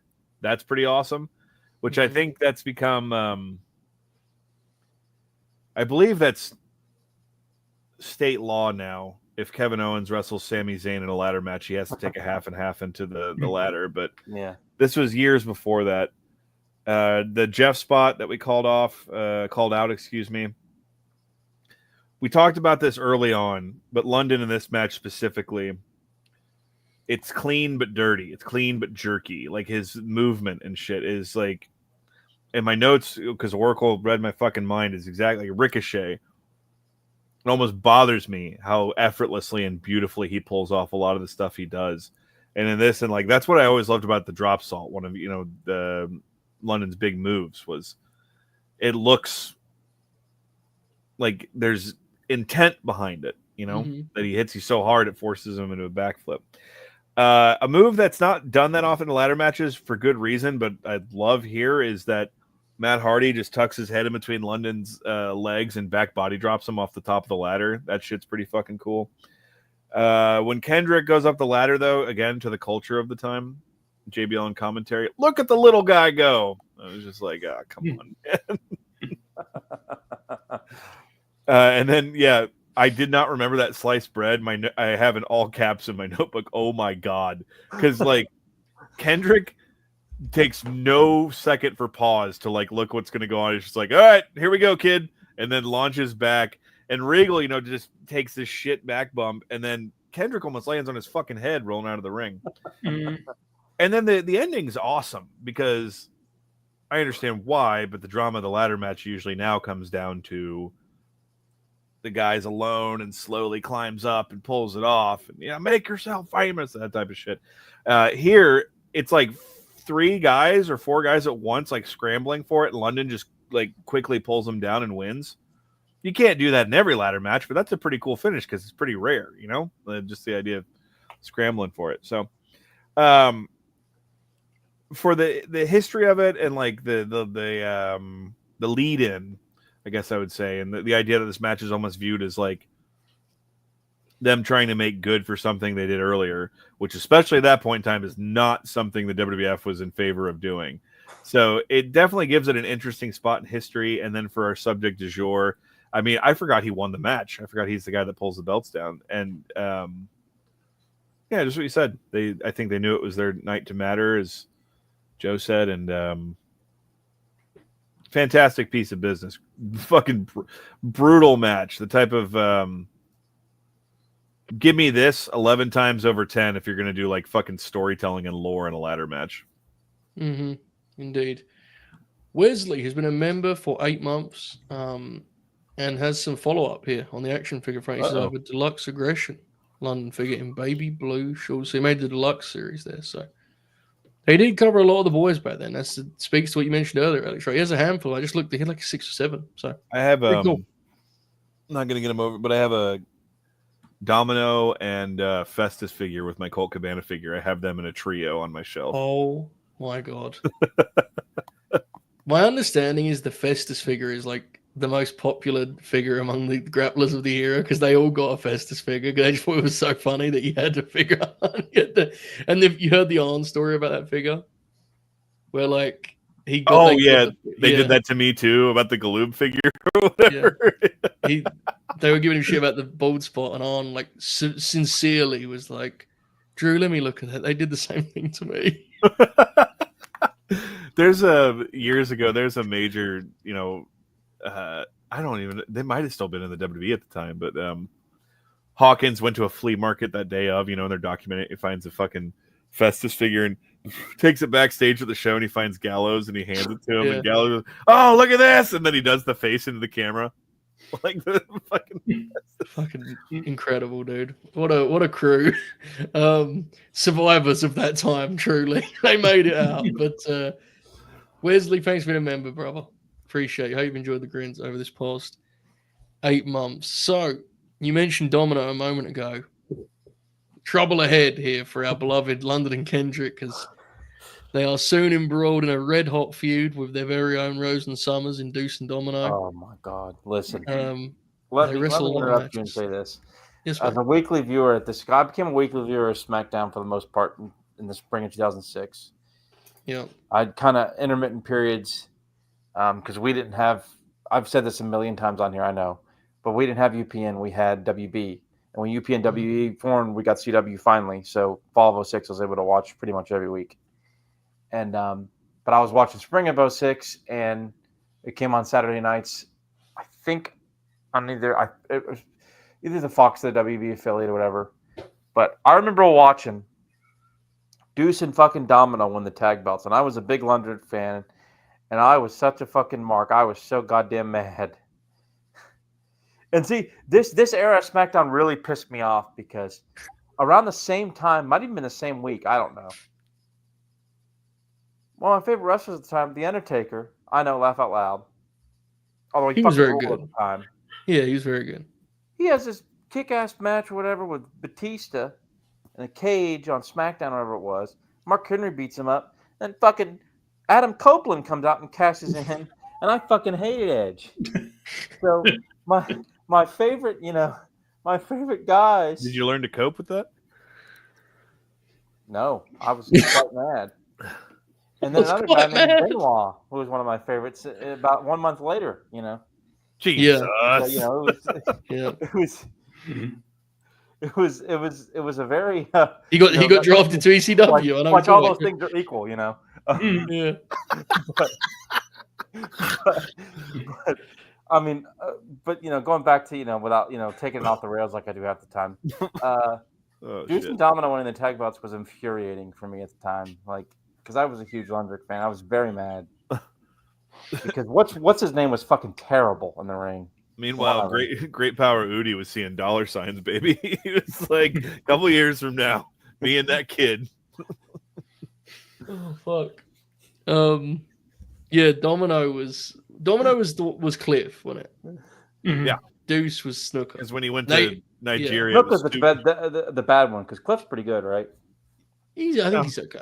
He's one of those guys who he was okay. He was competent in the ring. The best way I can explain it is he's one of those guys. My eye can't really make out what he's good at, but the boys think he's a good wrestler. They didn't dislike it. They hated working with Deuce. Hilarious. Serviceable, he could Yeah, I know they hated working with Deuce. Deuce is the one that didn't catch Taker at 25, right? Yeah. And there's the story about he was in the Battle Royal the next night on Raw, and on the sheet they just put a red line for his name. He got pulled from the Battle Royal. Fuck. Oracle, do you even know the story of Super Domino wrestling the Great Power Udi in Nigeria? I don't know if I know this. No. All right, I'm gonna have to find that and send it to you. Joe, I'm sure knows that he got to Nigeria and the poster that said Super Domino had a picture of George St. Pierre on it. Yeah. But broad strokes is Gallows, of course. Yes. Had began to strike out a partnership with the Great Power Udi in Nigeria. And he thought apparently SmackDown was over huge in Nigeria. But it was from years previous. So they went there 2011, but they were still just watching Great Khali World Championship. Right. So naturally, he thought it would be a good spot for his friend Cliff, who was going to be Super Domino. And then it results in them having a match that Cliff's description of is genuinely one of the funniest wrestling podcast things ever. And Gallows is at ringside crying out orders and such. It's the whole thing. It's fucking amazing. I'm stuck in coach. Gallows is in first class, dropping shrimps the size of car batteries down his throat. There's the story about because okay, we're off the rails. We'll have to keep going. The Great Power he doesn't sell. It's no matter what you do to him, he just stands there. He doesn't really have any concept of what it's supposed to look like. And so Gallows' big cry from ringside famously is punch him in the balls. Remember? Cliff punches him in the balls and he doesn't sell. He just stands there. For those who have no idea what we're talking about, and I swear we'll get back to Paul London in a minute, the Great Power Udi was a guy who had fucking influence and power. I think Domino or Cliff even calls it out in that, but in Foley's first book, he talks about wrestling the Great Power Udi in front of royalty, these private matches that this dude would have. But the best part of the Great Power Udi was he would perform his own entrance music on a saxophone coming to the ring. And I remember I made this joke to Joe in Vegas. That's what Cena should do for his last match, is play himself to the ring on the saxophone. But, Okay, I've got just a couple photos here because we're deep in enough. So here And to give you an idea of like the quality of show, like here are the lads at Regal. This is the one where there's like 4 people there, right? It's like they're in Legos. And figures. didn't fucking Gallows blade on that show too? Of course he did, yeah. He's a worker, bro. He shouldn't change anyone. That is legitimately like 15 years ago, bro. Gallows is still like he's gonna work New Japan next week, dude. What is that fella made of? He's incredible character. So they work with Deuce and Domino, and they drop the straps, and they had a lot of heat at that point, and they get moved to Raw, right? And they're like in 2008 they're split, and they kind of just fade away. The Raw move was the death blow, man. Yeah. When was the thing when Triple H came out and pedigreed both of them? Late 07. Mm-hmm. Okay, so just explain that, Alex, for anyone who's not aware of that story, because they talked about it at length on the shoot, the Triple H thing. They wrestle like a match and win, right? And then Triple H comes out and no, I think they save him. Yeah. Yeah, They did save him. I don't remember from who, but yeah, they did. And then he just they do a babyface save, and he just gets some pedigrees, both of them. Was it on TV or during like the commercial? TV, I think. It was on TV. Jesus fucking Christ! Because I remember, because I thought this was funny, because Triple H, remember when Ryder was getting over with his internet shit, and then like the commercial break bit would be he would come out and Triple H would pedigree him. Good Lord. He would be in a suit too, be like, you're the real stars. We've talked a lot about the summer of 2007, but we do need to discuss the Paul London smile, as Tony Manette just brought up with Vince limo explosion, Paul London just grinning from ear to ear while Vince. I remember that because that was like noticeable live on TV when you're watching it at the time. Like like, because I remember like watching that and like laughing at all the wrestlers' expressions and then like Paul London's like geeking out and like we're like bursting out laughing. Like, what the fuck's Paul London doing? That's like a very memorable moment from that whole thing. Yeah, and they leaned into it too. They leaned into it and were like, "What did Paul London know?" They did that whole thing. Mm-hmm. Yeah. How'd that angle end up? So it was split in 2008. So Hornswoggle London was released in November of 2008, I believe, was the date I have here. And before we move on to our third act, matches to call out from the rest of London's WWE all the M&M matches against Roderick are excellent, especially the one from Judgment Day 06. And there's another really great match on SmackDown in the spring of 06. I don't remember the exact date. The Pitbull matches are good, which we covered in the School of Wrestling with Discretion. You know what match is quietly good? The one with Aaron Stevens. Sandow and what was that bloke's name? I can't. Casey something or another. Casey James. Yeah. Casey Navarro. That match is good, dude. It's a great Lundrick performance. Mm-hmm. That's good. We should call out the Chavo match and the match that wasn't Chavo. It should have been. Yeah, Billy Kidman. Both the No Mercy 04 match is pretty good with Kidman, and the of course the bloody match that is legitimately like really worth seeking out. Like London is outstanding in it because he like bleeds hard way and just literally like does like a 12 on the Muda scale. That was a TV match? It was the SmackDown after WrestleMania 21. Yep. Okay. And you mentioned the over Akio match that gives more time. Mm-hmm. Yeah, that's I believe February or March of 05, something like that. I mentioned the Dudley's matches, which are really fun. So check those out. I think that's like most of the main stuff. Sorry, Joe, but the match don't have an at suggest since we've mentioned some names way too many times. That match is I'm sure that's good. Yeah, I'm sure that's good. They're he and Kendrick, like both singles and as a tag team, there's fan cams of just some outstanding house show matches somewhere out there. God, I hope so. Yeah, they feel like they would have been that SmackDown crew. I feel like would have relied on them to give those shows some good stuff on some nights. Right? I seem to remember them having a really good TV tag title match against Regal and Dave Taylor too. That would make sense. Yeah. Mm. They worked with World's Greatest Tag Team off the draft, and I can't speak to the match. I just know they worked with them. So in 07. So yeah, an interesting run, a complicated run, and when out of the promotion, that leads to the aforementioned shoot interview, which we've covered enough. But like, I do think it's a big part of the story, which is why we've kind of circled it 1,000,001 times, has gone on all sorts of tangents. He would ultimately, do some significant stuff after that. I think it's fair to say that I don't want to word this in a way that feels like I'm dismissing him or being mean spirited, because I'm on his side of the kind of the outcome. But like, I do think it affected him a lot. Like realizing how it works, and what it's like. I think changed him as a person. Certainly, I think he would agree with that.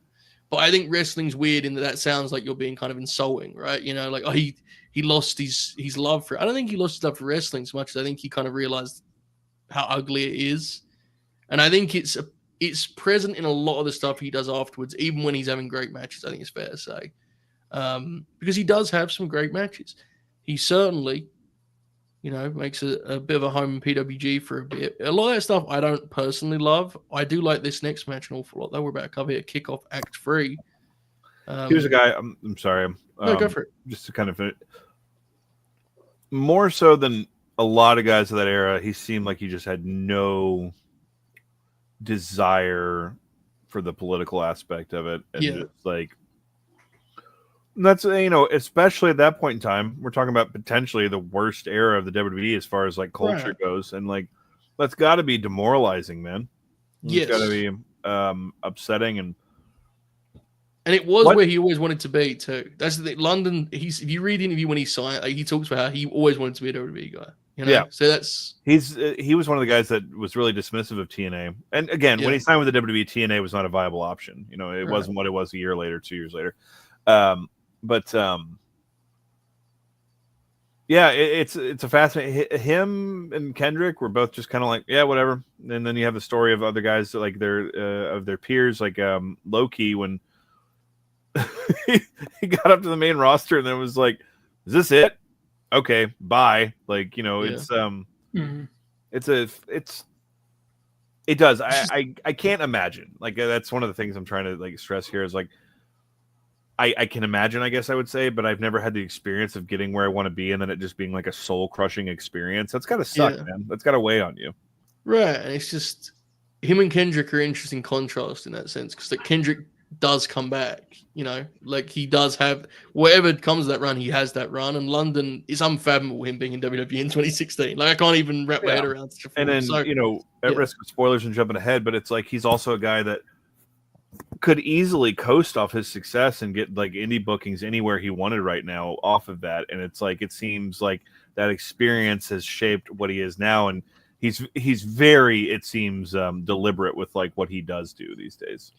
Yeah, the word I was like hovering around was the experience kind of broke him in some way. And the reason I was hesitant was because that sounds like an indictment of him rather than an indictment of the system. Correct. I don't mean it that way. You know what I'm saying? Like, I just think it would change the way you be wrestling. But nonetheless, he and eventual, sorry folks, kayfabe, but I can't do the Generico bit in 2025. Oh, fuck you. I can't, dude, because Michael Cole did it, man. We can't do it ever again. It's over. Michael Cole did there was a guy called El Generico. We're not doing it. When Cole did it, that was the end of it. I'm never doing it again, all right? All right. Sami fucking Zayn, folks. Here he is. He's El Generico. He's teaming with Paul London, PWG Tag Team Champions. They are opposite the Kings of Wrestling. Oh, baby. Claudio Castagnoli and his Twitch streamer friend, Chris Hero. And what is this PWG December 11th, 2010? What's the show name for this? I didn't know the show name. Cyanide, a tribute to poison. Was that this show? Oh, fuck. I should have got that. Thank you, Alex. They do the deal of they turn it into a title match, and it's a lot of fun and games beforehand. Once the bell rings, though, brother. Business is at hand. Yeah, this is... If you just like take what was happening in the ring, this is like a sort of modern... This could be on a Clash of Champions, This is very deliberately put together with the way they do the kind of evolving heat into hot tags and like really interesting structure, I thought. Bob, I assume you had not seen this PWG Cyanide Thriller. I had not. What did you make of it? So it's interesting, like, because these first 4 matches, they all had a certain pace, a certain style to them. And I'm watching this one, and I'm like, okay, this is taking a while to get going. But then once you kind of reframe it and see what they're going for, it's quite good. Kings of Wrestling Rule, I've not seen nearly enough of them. I need to check them out a lot more. But yeah, just a lot of good stuff here. They get like 15 minutes in total, I think, but they definitely make the most of it. And yeah, just kind of continuing to build this action. And you kind of look at it from a perspective of like, Paul London and Sami Zayn are these kind of underdog babyface types, and they have to figure out how to get over these guys, and they do it. And it just kind of tells a simple story, and it really, it's very good. Indeed. This is going to end very poorly when this all convinces Bob to watch Kings of Wrestling versus World's Greatest Tag Team from Ring of Honor, and he just like falls asleep at his desk.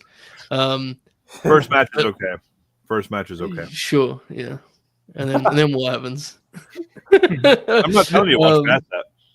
Yeah, no, it's more just the way those matches were. You need to seek out Kings of Wrestling versus Necro Butcher and Toby Klein. That's what you need to seek out. Something tells me Bob wouldn't have been seeking it out. So it's good you said that.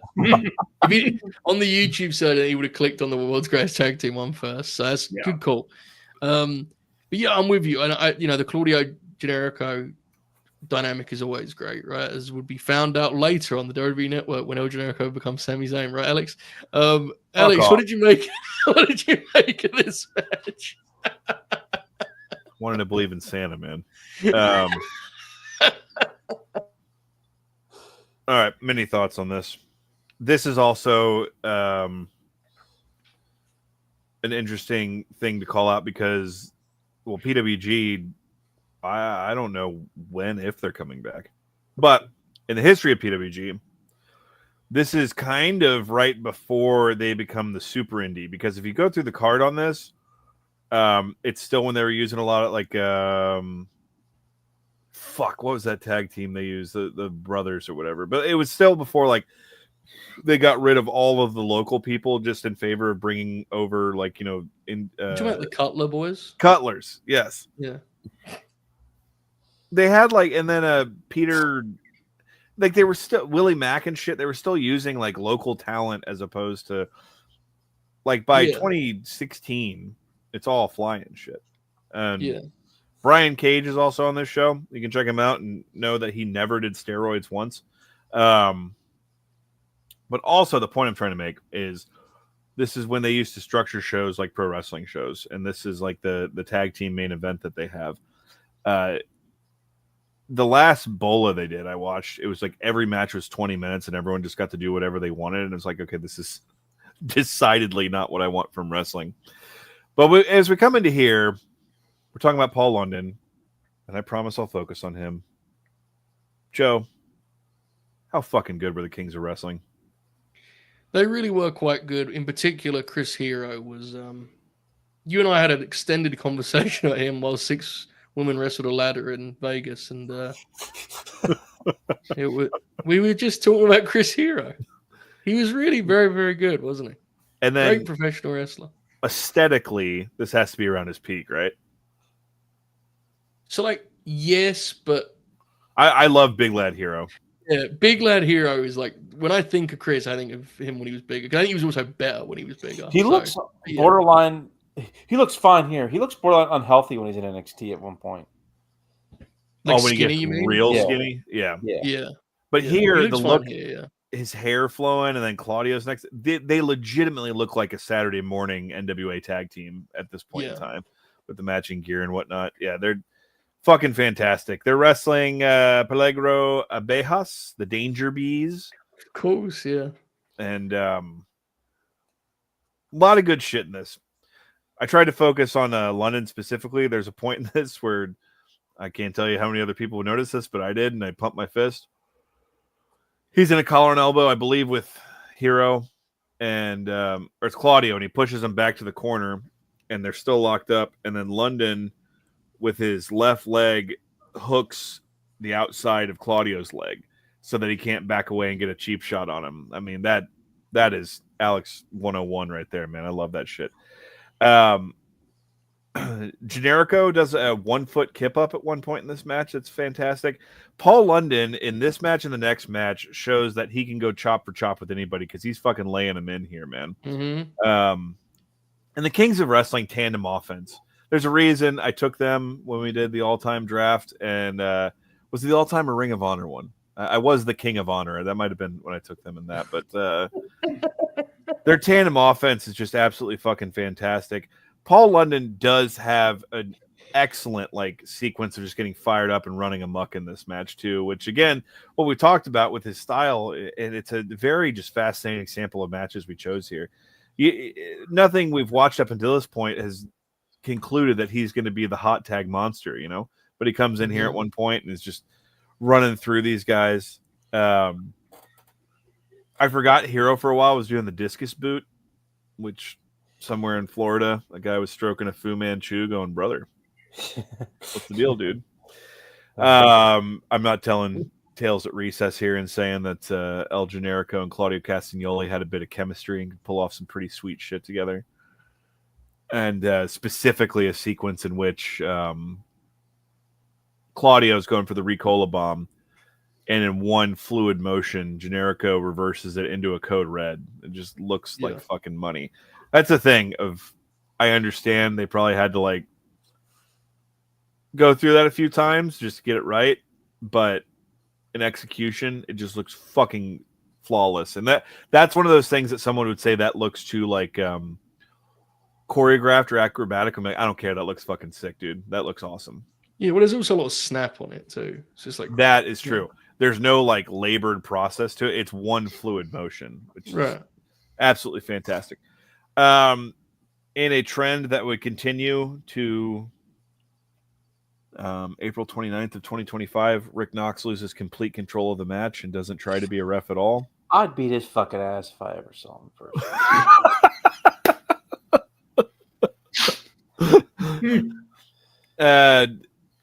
All right. So in this fantasy world where El Generico and Sami Zayn are the same person, I just wanted to ask this question because I don't know if we're going to talk about this again. He is fucking incredible under that mask. The way he sells, the way he engages the crowd and whatnot. I remember Cornette. That was Cornette's whole thing was he didn't get the gimmick, but he thought that the wrestler was the best babyface he had seen since Ricky Morton, which of course is the Cornette response to give. If he had gotten to the WWF with that, do you think that could have worked in any way with the way he? No. Okay. No, actually, let me take it back. Yes, if he was not being booked by Vince McMahon, which means no. You know what I'm saying? Because Vince would have seen that gimmick as so prelim that it wouldn't have worked. Now, as a performer, I think he could have got it over, but it would be one of those gimmicks where he's getting it over in spite of the booking, which was a very common thing at that time. So I know that's not really a good answer, but it's the only answer that comes to mind. It's just impossible to imagine. I watched him wrestle in Denton, Texas, in front of 100 fucking rednecks that had been drinking since noon and had no idea who he was coming out. And by the end of the match, they were pulling for him and going fucking nuts. Generico. Oh, Generico. Yeah. Sami Zayn. Shut up.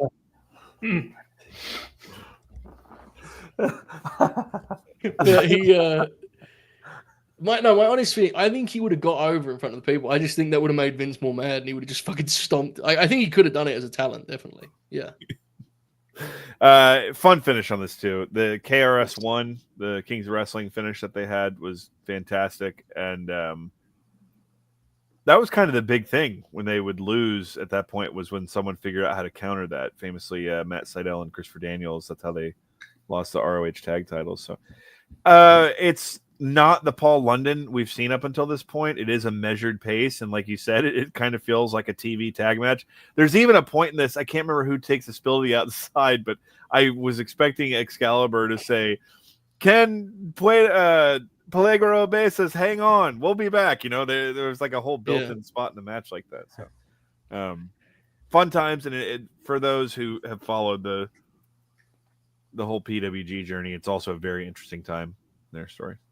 It is. It feels. I actually was watching this and I've got the whole card right when I sent it to you guys. So I was like, this doesn't feel anything like what I eventually got used to seeing. Like it feels like a lifetime before that.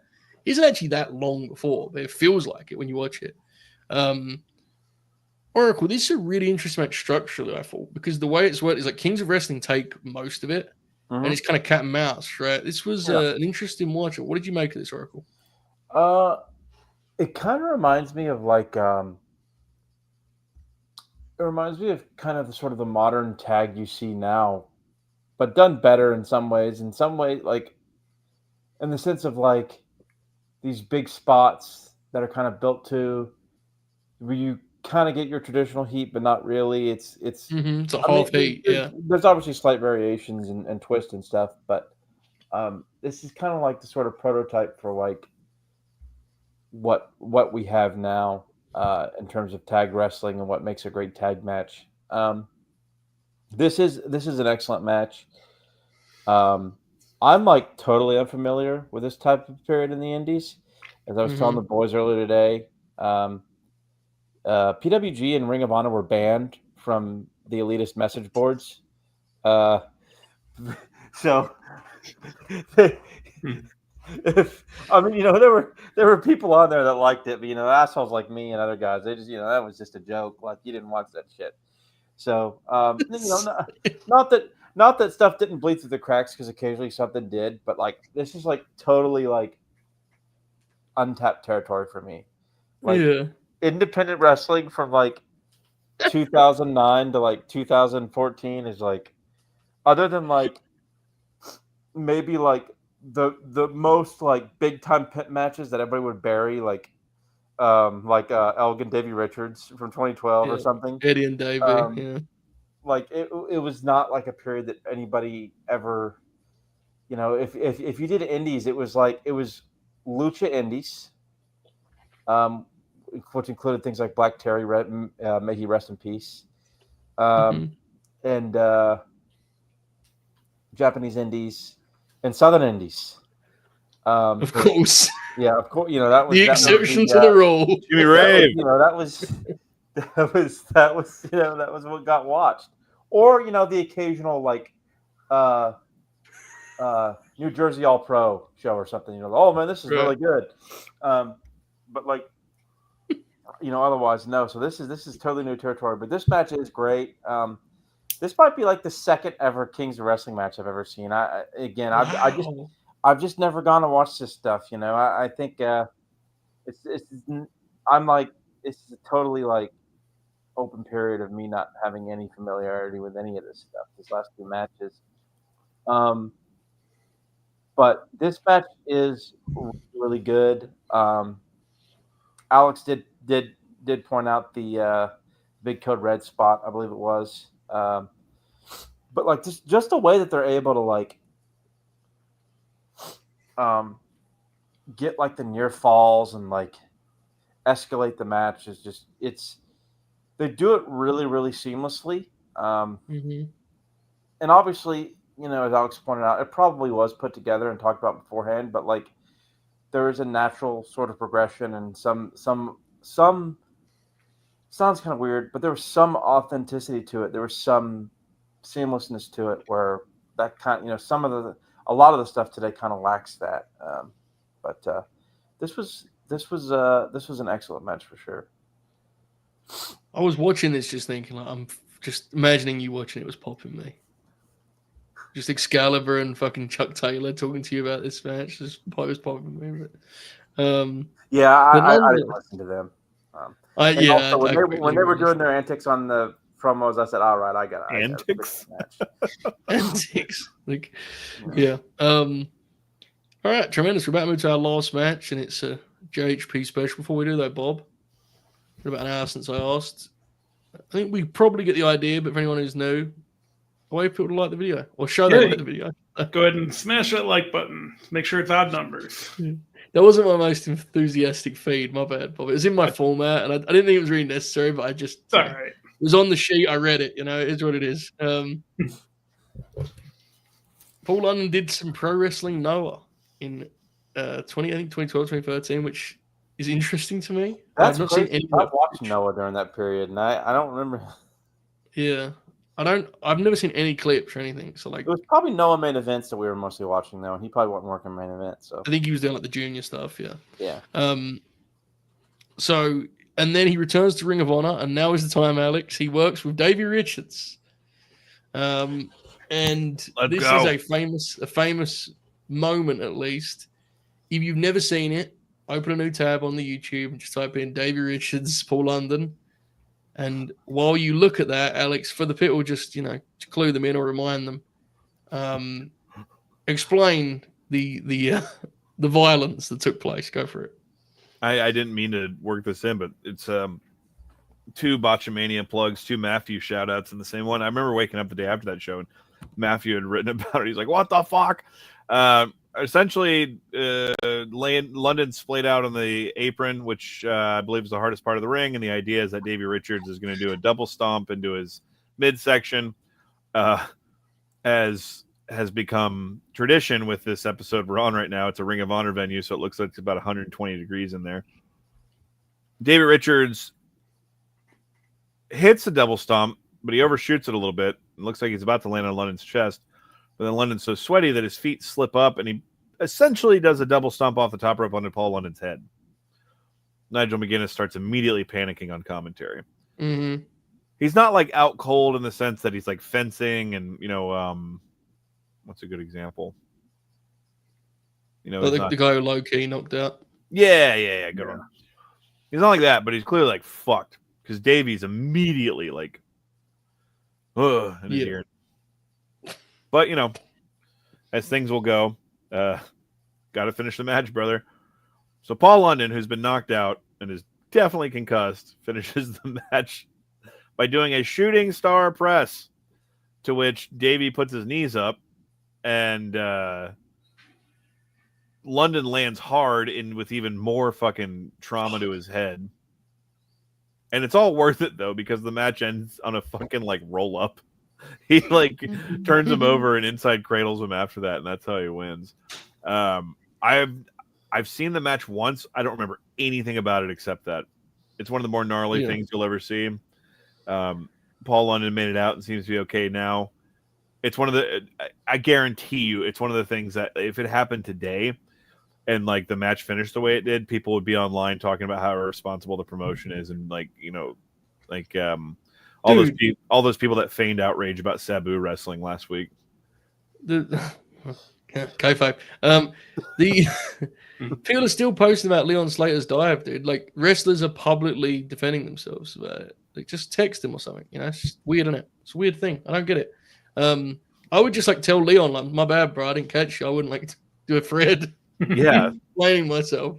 The only person I excuse from that hilariously is AJ Francis, who for some reason was getting all of the heat for that, and he was the only one who tried to catch him. So he's hurt from that?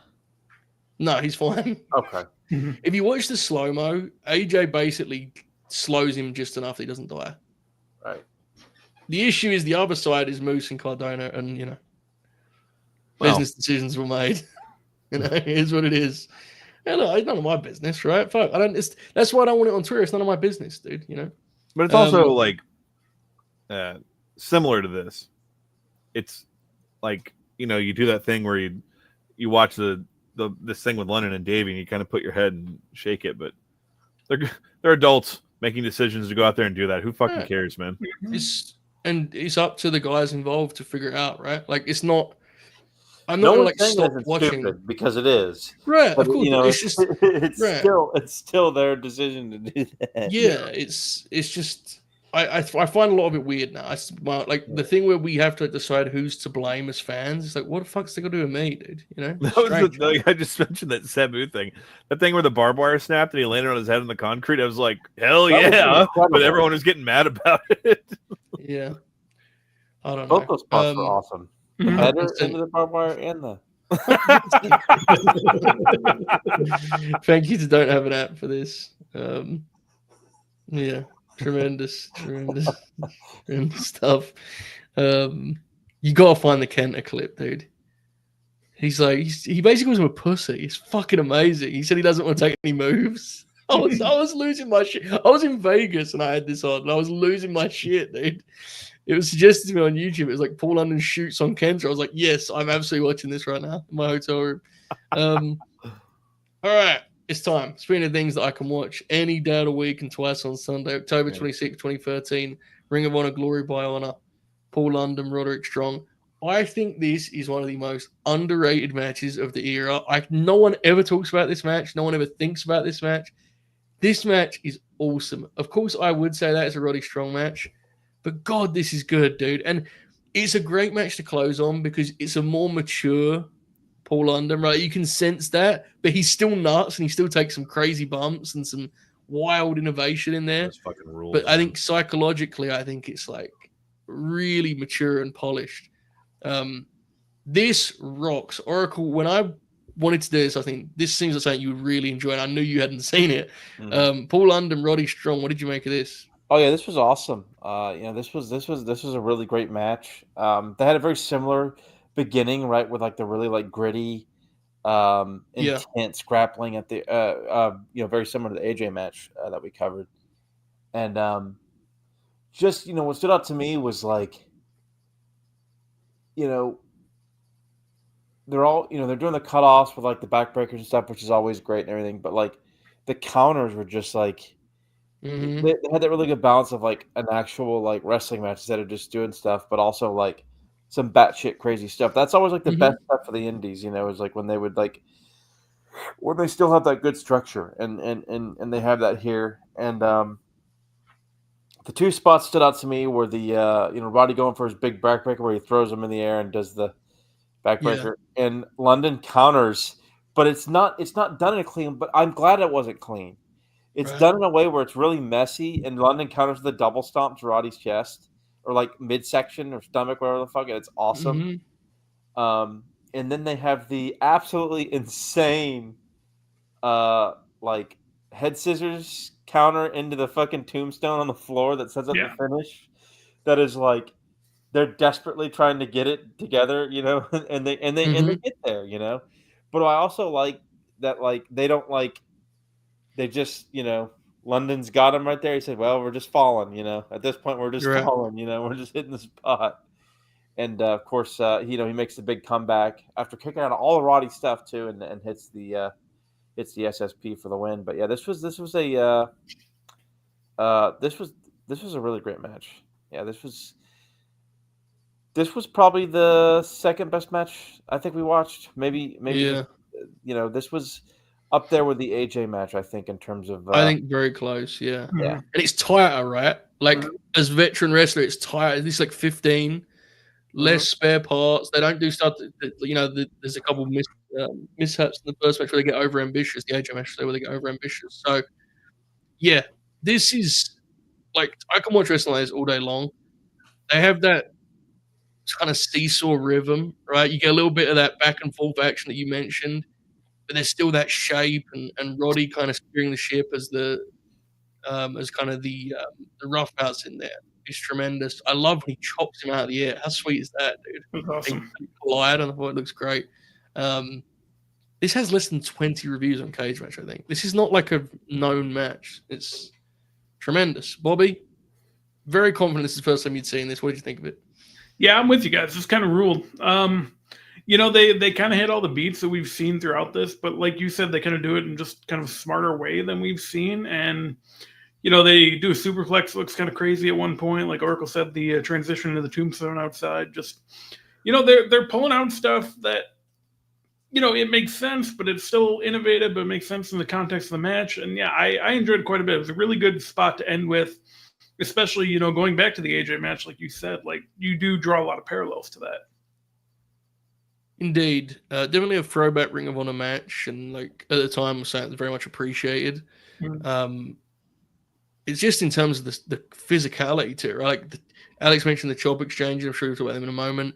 The crunch on that double crossbody collision they do for the double down. Like, wow, they're just going for it, man. Paul London totally meets Roddy head on in terms of intensity, which is not, that's no mean feat. So a lot to talk about here, Alex. Had you seen this before? I'm intrigued, Alex. Did you see I thought I had, but then halfway through I was like, maybe not.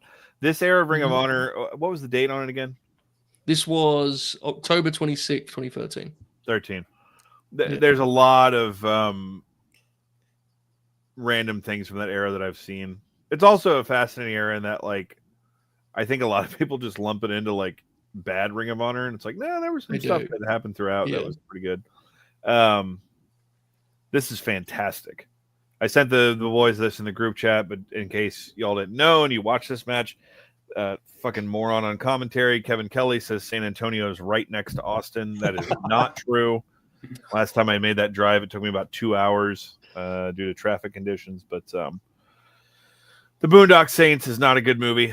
I usually judge people. They tell me it's their favorite movie, but I value its worth in the pop culture scene just due to Roderick Strong's entrance theme in Ring of Honor, in which Willem Dafoe decries, "There was a firefight," and the drums, bam, bam. Well, bam, bring bam. that back, dude. Bring that back. And it's one of those things too of like, you would think some shit like that wouldn't work for just this fucking vanilla guy like Roderick Strong walking through the curtain, but like, man. I told y'all earlier, like, I just get so fired up when I hear that, and then Roddy just fucking parts the curtain. He used to do that like Christian Cage shit where he like looked out and stuff. Man, this is we talked about this, I can't remember on or off air when we did the Ring of Honor draft. There's like a legitimate case and a strong one that Roderick Strong is the most consistent professional wrestler of the last 30 years. And I know some people just can't get past like what they perceive as like he's bland, but like, man, and again, just keeping it within Grin canon. When we did that, whatever that fucking horseshit Northwest promotion was, him and Tim Thatcher had that match, and like, dude, Roderick Strong is that dude. In the context of professional wrestling, you watch him, and it's like, this fucking dude rocks. And this match is an interesting case study in that it's Roderick Strong being Roderick Strong, but then after all we've been through with Paul London talking about his technical aspects, his fucking high flying aspects and shit, he fucking has the Roderick Strong match here. They fucking just beat the shit out of each other. Take like these insane fucking he takes insane backbreakers along the way. The tombstone spot is fucking nuts, as you guys, I heard both of y'all call out. It's so good because of there's like minimal setup, and then they kind of get out of place, and he just goes, well, fuck it, and then just does it anyway. Like that, it's so fucking good. Going back to my notes here, though, did kind of laugh out loud. I guess World Series of Poker was sponsoring Ring of Honor at the time, because Roderick comes out in a World Series of Poker shirt, and then Kevin Kelly and Steve Corino proceed to talk about it for about 7 minutes.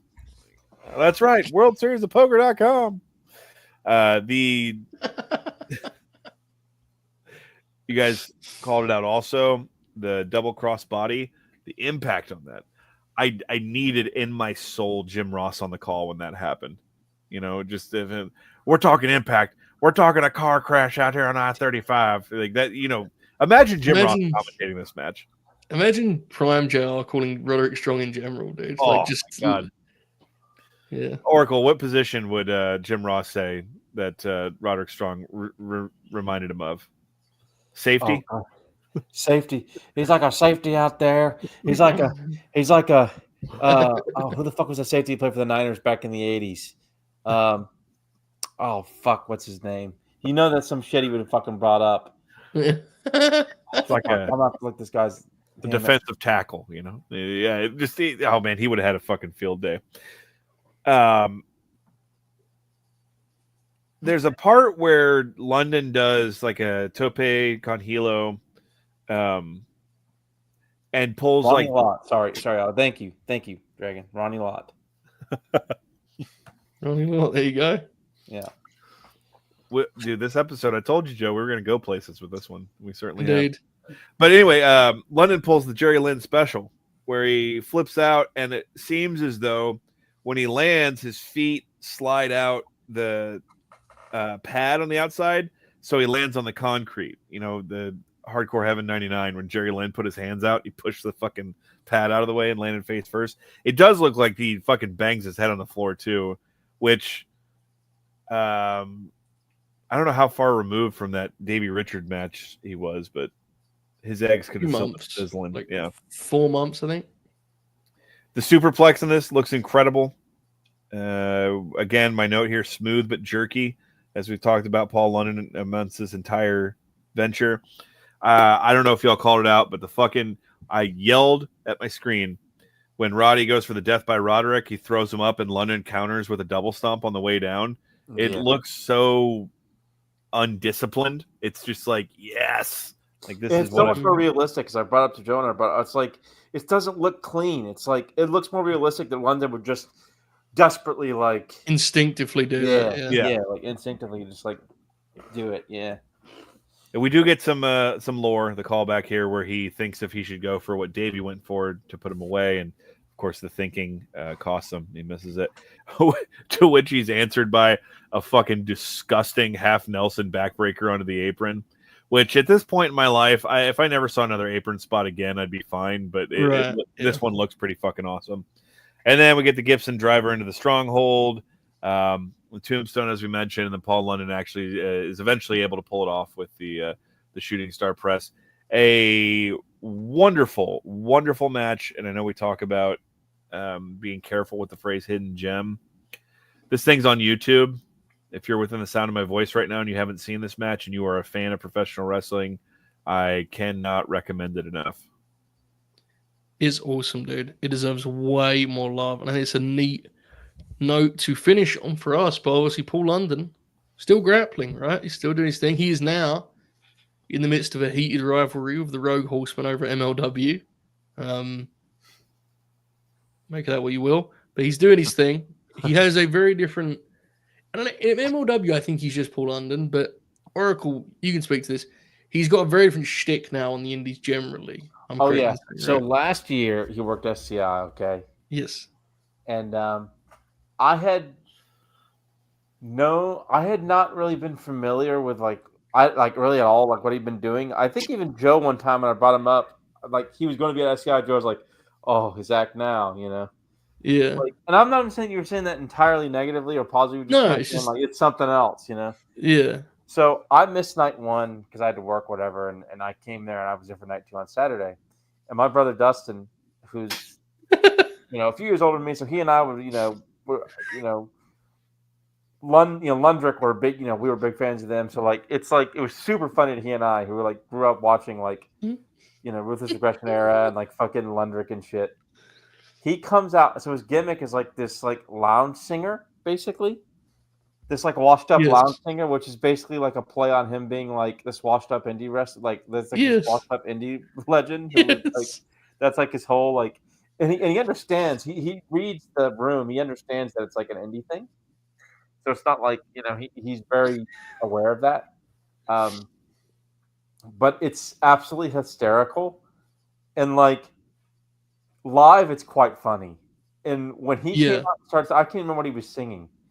It was like Lionel Richie or something, and he comes out and starts, and he's singing, and I literally am bursting out laughing at this. I'm like, I cannot fucking believe this shit. This is a guy that I would stay up till, 1:45 a.m. on a Saturday night when I was 14 years old to watch him fucking wrestle, Jamie Noble and Kid Cash in a 6-minute tag match, and this fucking guy is doing this ridiculous like lounge gimmick. It's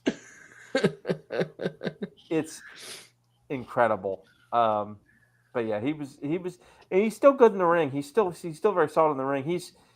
This will sound, people will chuckle at this, but he's only 45, and 45 ain't that old when you consider the He looks fucking awesome too because he's just let the hair go grey. Yeah, he looks based, He's got the beard. He's got a little bit of salt and pepper. It rules.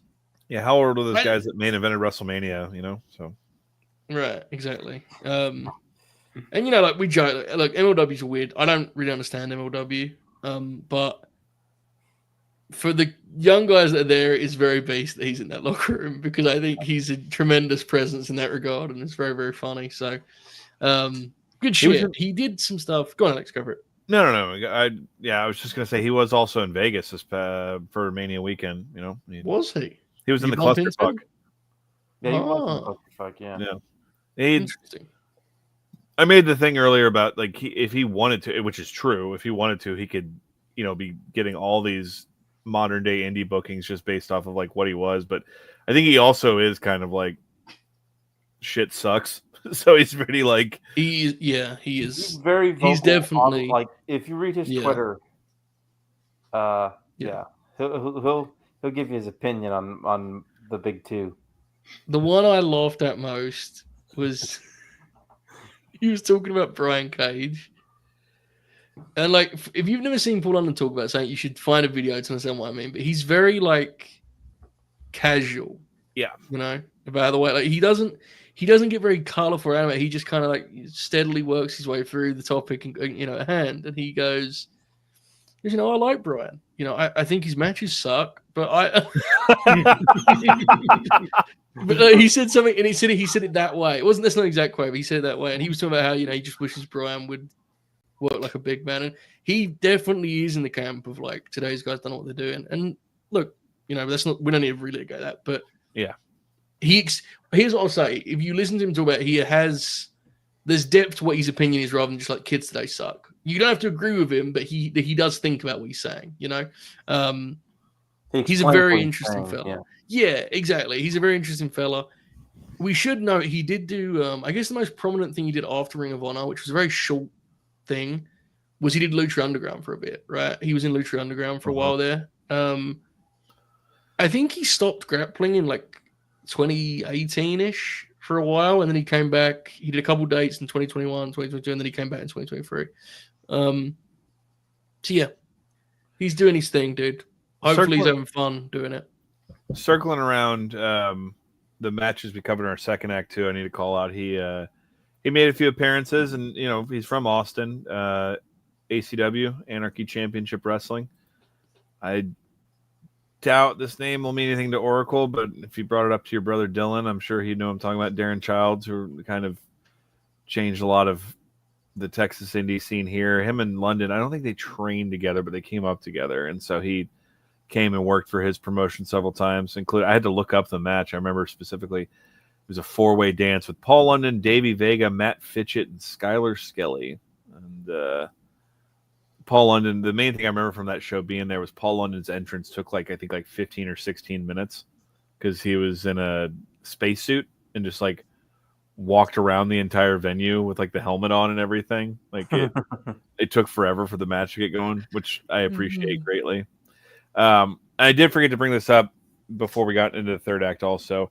If you have never seen the Hybrid Dolphins promo with him and Brian Danielson, that's a day one. Yes. But all the things we've said so far, I think, as we look towards the end here, of like a bit of an enigma, wouldn't you say? Yeah, I definitely would say. Yeah, I think he's a really challenging one to put a bow on. I think, and we'd like at the end of this show, which we're now at, like, how do you sum up? I don't know. I mean, I think certainly there's a what if element to it, right? Oh, absolutely. Yeah.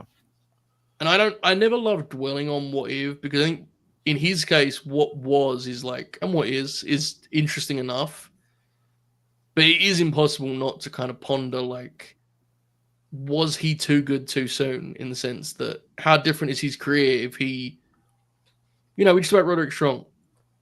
How long did it take Roderick Strong to get into the big TV? I mean, you could argue many things, but he gets to NXT in 2016, right? It's like Paul London was the WWE Tag Team Champion a decade prior to that. He got there too quick, I think, in a lot of ways. And by the time the culture, I want to be clear, the culture has many, many issues, but by the time the culture was more accepting of smaller guys, he was already like, fuck that, dude, It's an interesting one. I'm not sure, Alex. What do you think? Like, how do you kind of conclude your thoughts on Paul London? It is weird because just what I'm talking about here, I remember seeing him at ACW shows, early 2010s, probably somewhere around the 11, 12, 13, and thinking just like, that's the point in time where Brian is really on the rise and stuff. And I was trying to think about this in preparation, and I didn't care enough to go into deep research, but I'm pretty sure after London, the next big ROH guy that got signed to the WWF was CM Punk. Mm-hmm. Like, as far as like a main eventer in that, and and the other big ones went to started to gravitate more towards TNA. So I was going to say, he got signed in the summer of 2003, and by the summer of 2004, TNA is something completely different than it was in 2003. Yeah. And Punk, if you do that, like you look at those two alongside each other, how different is Punk's story if Paul Lee is not involved in the early, right? Like if Paul Lee isn't there to bring him on ECW and get his foot in the main roster door. Yeah, and that's all just for namesake. I'm not trying to say that, Right. Paul London's road would have been the same, but like just the idea of like it was this guy and then it was this guy who literally just main evented WrestleMania 2 weeks ago. And just that the Too Good Too Soon. I think when we recorded the last Grin Grappler, I said like he was the first, it was the sacrificial lamb. I said something dramatic that really wasn't the case, but it was like when you really think about it, he left before I bring Shane Douglas back up. When Shane Douglas signed with the WWF in early '95, that was before we knew what ECW could become. Paul London signed with the WWE before we knew what Ring of Honor was going to become, and then even before TNA became what it became. And you think about just look, I can't sit here right now and tell you he would have been AJ Styles or Bryan Danielson or certainly CM Punk or something like that, or Samoa Joe, but like it's so interesting to think in that window he was the big guy that signed, and then like there's all these surrounding factors of everything we've talked about. You think about like, goddamn man, if he held on like another year and a half and then went to TNA and him and AJ and Christopher Daniels and Joe or fucking Sanjay Dutt and all those guys in the X division are tearing it up, or even if he hung around and then went to WWE when they had like a more developmental system, and that was a double positive. But anyway, there's just so much there that's fascinating. At the same time,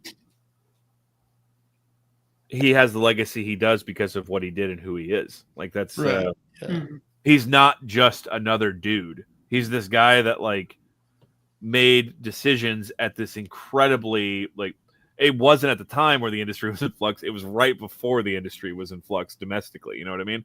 So it's always going to be fascinating to think about based on and I do not know Paul London. Oh, I forgot to tell that when I started. The movie theater I was a manager at after college when I moved to Austin from Denton.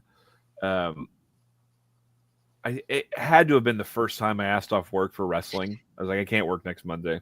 My boss is like, why? And I was like, I'm going to go to CWB. And he goes, a guy named Paul London? And I said, yeah. He goes, he used to work for me at the old theater. And I was like, okay. And he goes, weird guy.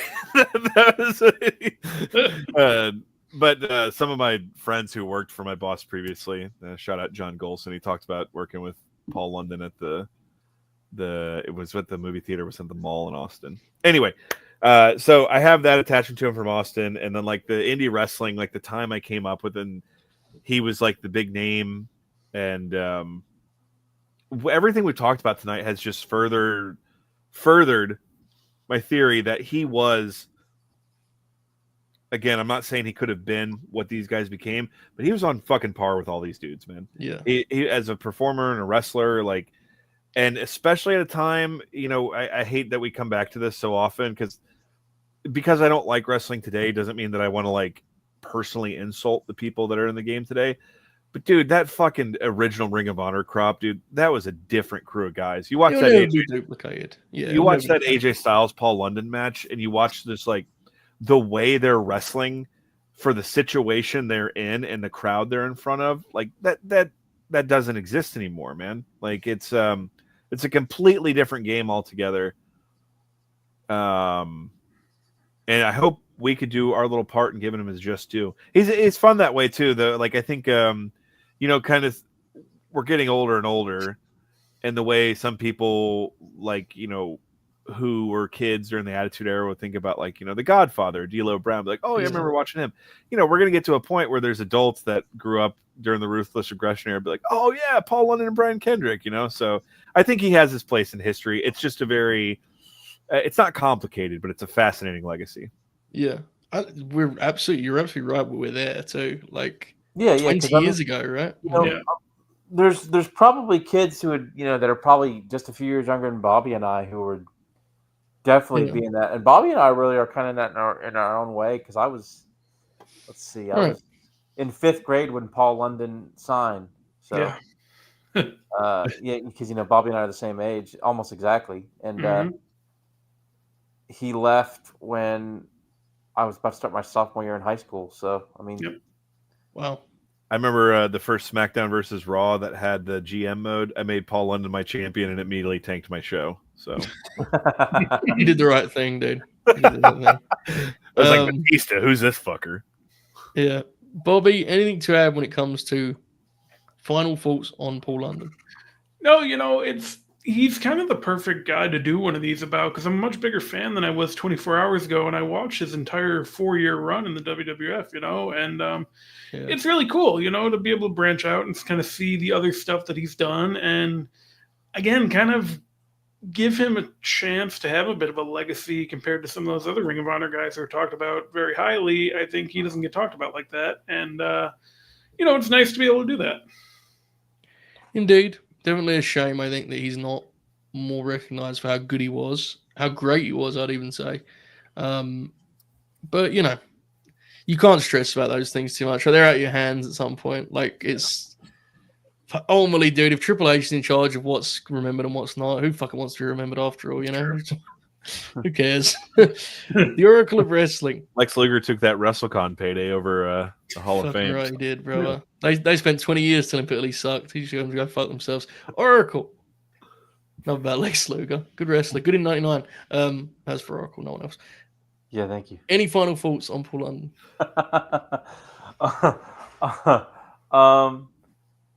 He was, he was a favorite of mine during that tag title run that he and Brian Kendrick had. I've always thought he was a good wrestler. Honestly, watching this stuff, and there's so much more to watch, to really get even a better idea. But he was a great worker, and still is a very good one. As someone who saw him wrestle in the ring, even with the shtick that he has just last summer, about 9 months ago. Mm-hmm. Just at his peak, a great worker, a guy who was, as Alex has pointed out, was considered in a lot of ways the best, just as good as Low-Key and Danielson in 03 when he got signed. Obviously, came in at a very weird time, and I think Alex did an excellent job of kind of, the business hadn't fully recovered nationally from the death of WCW and ECW when he signed. 02 and 03 are late, second half of 01, 02, 03 are a literal barren wasteland of just it's a desert wasteland outside of WWE of picking up the pieces and because there's a lot of things going on. To go slightly off topic again, an entire audience of millions of people stopped watching wrestling forever. So there was a lot of in that because ultimately eyes and people watching is what feeds it. And that was a really weird period, and maybe the timing was wrong for him. And of course, the Ruthless Aggression era and the culture of the roster was just terrible. And so in some ways, I think it's a shame that he was there in the time period that he was. That's not a detriment on him. I still think he made an imprint. I think he made a good mark. I think people will remember the Lundrick tag team who grew up in that era. I think that's probably going to be the one bright spot of his career in terms of what people remember, unless you're a hardcore crazy person like us. But more than anything, I think the thing I came away the most impressed about was his just general ability in the ring. I always thought he was a really good wrestler, but his range and his versatility was something that really stood out to me. Yeah, that's the main thing I think to close on is like definitely a what if and a unique career, but that shouldn't overshadow what his career was, which he was a great pro wrestler. And for all we talked about how they were using to be him and Kendrick both, for them to have been used at all at that time at their size says a lot about how great they were. They were a great team, and if you could move them to different eras, like I was talking to Alex about this when we were watching Frax Simmer, so I was like, imagine they could have worked with this freedom, on a show like an NXT. Like, imagine them on a takeover in 2016 working Revival, like, but that wasn't the way it was supposed to be, and that's okay. But what they did, they made the absolute most of. They were a great team, and London bookends that with a lot of great work as a singles that if you want to find it, it's right there for you, and it delivers and then some. So, really fun Grappler, boys. This was very, very interesting. With that established, is it time to look ahead to May? We all ready to go? Yep. Joe Henry? I believe. Got some heavy hitters. We've got some And guys that have been in the news. I believe in Joe Henry, not Henry, but Henry. Who said Henry? Was that on Mania? Oh no, there's a fella here on the far right end of the screen here. Yeah, I always forget that he's got a D in his name. Oh, I thought that was a bit like Saul Rocker. All right, well, Saul Rocker impressed me. Good work. Couple guys have been in the news recently for different reasons. All right, anyway, here we go. Personal favorite, the big man, Big Bubba, Big Boss Man, Ray Traylor. Brother on the board, and every year he comes up, we go, oh, right. We talk about it. There's a lot for me. You'll see that in a moment. Someone who AEW are currently paying tribute to in Owen Hart, Brian Pillman, Senior, Alex Senior. Well, hold on. Big Van Vader. Oh, who I believe someone informed me was. I think Riley told me that he sent me the stats for like which wrestlers have appeared the most in the Grappler of having a match. I think Vader's up there, I think. But Vader and the last two that have been in the news. We have Star of the Smashing Machine, Dwayne The Rock Johnson. And we also have recently revealed Republican Roman Reigns to close out our six here. We have Big Rome, we have Dwayne The Rock Johnson, we have Big Van Vader, Brian Pillman, the Big Boss Man, and Owen Hart. That is a serious squad. Yeah. I'm going to immediately say, Bob, I don't care if you quit or not.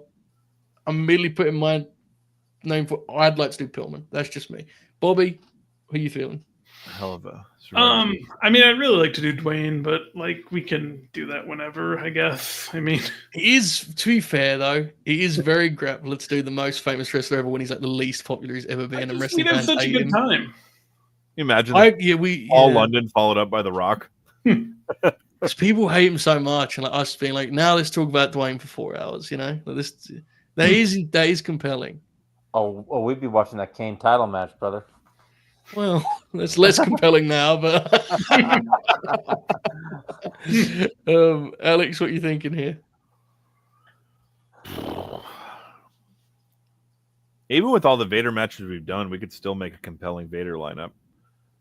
Do that. I think so, yeah. Do that fucking Takada match, Bob being like, what the fuck is this shit? I always forget, like, I had to look it up when you brought up Owen. He fucking died 2 weeks after his birthday. Jesus Christ, man. Yeah, Owen could be fun. The problem with that is we have to get to the end, and that's like, I honestly, I guess this is the time to reveal. Like, I kind of think that's an episode we're never actually going to do because it's just like, we're going to try and like focus on the matches, but you can't really, can you? Because it's just Eventually, you get to that point, you know. And like the big thing is we have so much fun with these, and then like it would be such a dour way to end it. All right, so Vader, man, we did Dwayne. We could do that Backlash 2000 match, one of the all-time WWF title matches. Fuck, boys, Dwayne is tempting, isn't he? Dwayne. So I'm breaking down the Pillman in my head though. I'm breaking down what the Pillman X would be because we did the Blondes Horseman match. So you gotta do one of the Flair matches. Yeah, Flair and Liger, right? Liger. That tape fist match with Bray Windham is incredible. Yeah. I'll tell you what, it would be tough. What would actually be the X? Well, Pillman also, if we did that, we'd do the fucking Calgary Stampede match. It's true. And that's another match you get in without having to. I did cover that recently, which makes me think Dwayne is in the front row right now. And I said that I put Pillman forward, but now that I'm thinking about this, like Pillman. Okay, so here's the thing. Pillman there's some options there, and I love talking about Brian Pillman. Even though I know if he had lived, he would have stormed the Capitol. But the Vader, dude, Vader's got some. We could fucking do that International Incident 6-man tag. We could do the fucking which is the good Hogan match. One of the matches he has with Hogan is good. Super Brawl, yeah. We could do that. The Takada match. We could get that Misawa match he had when he went back to Noah and fucking. We've done Final Four already, haven't we? In some form. No, we have. We might have done like a.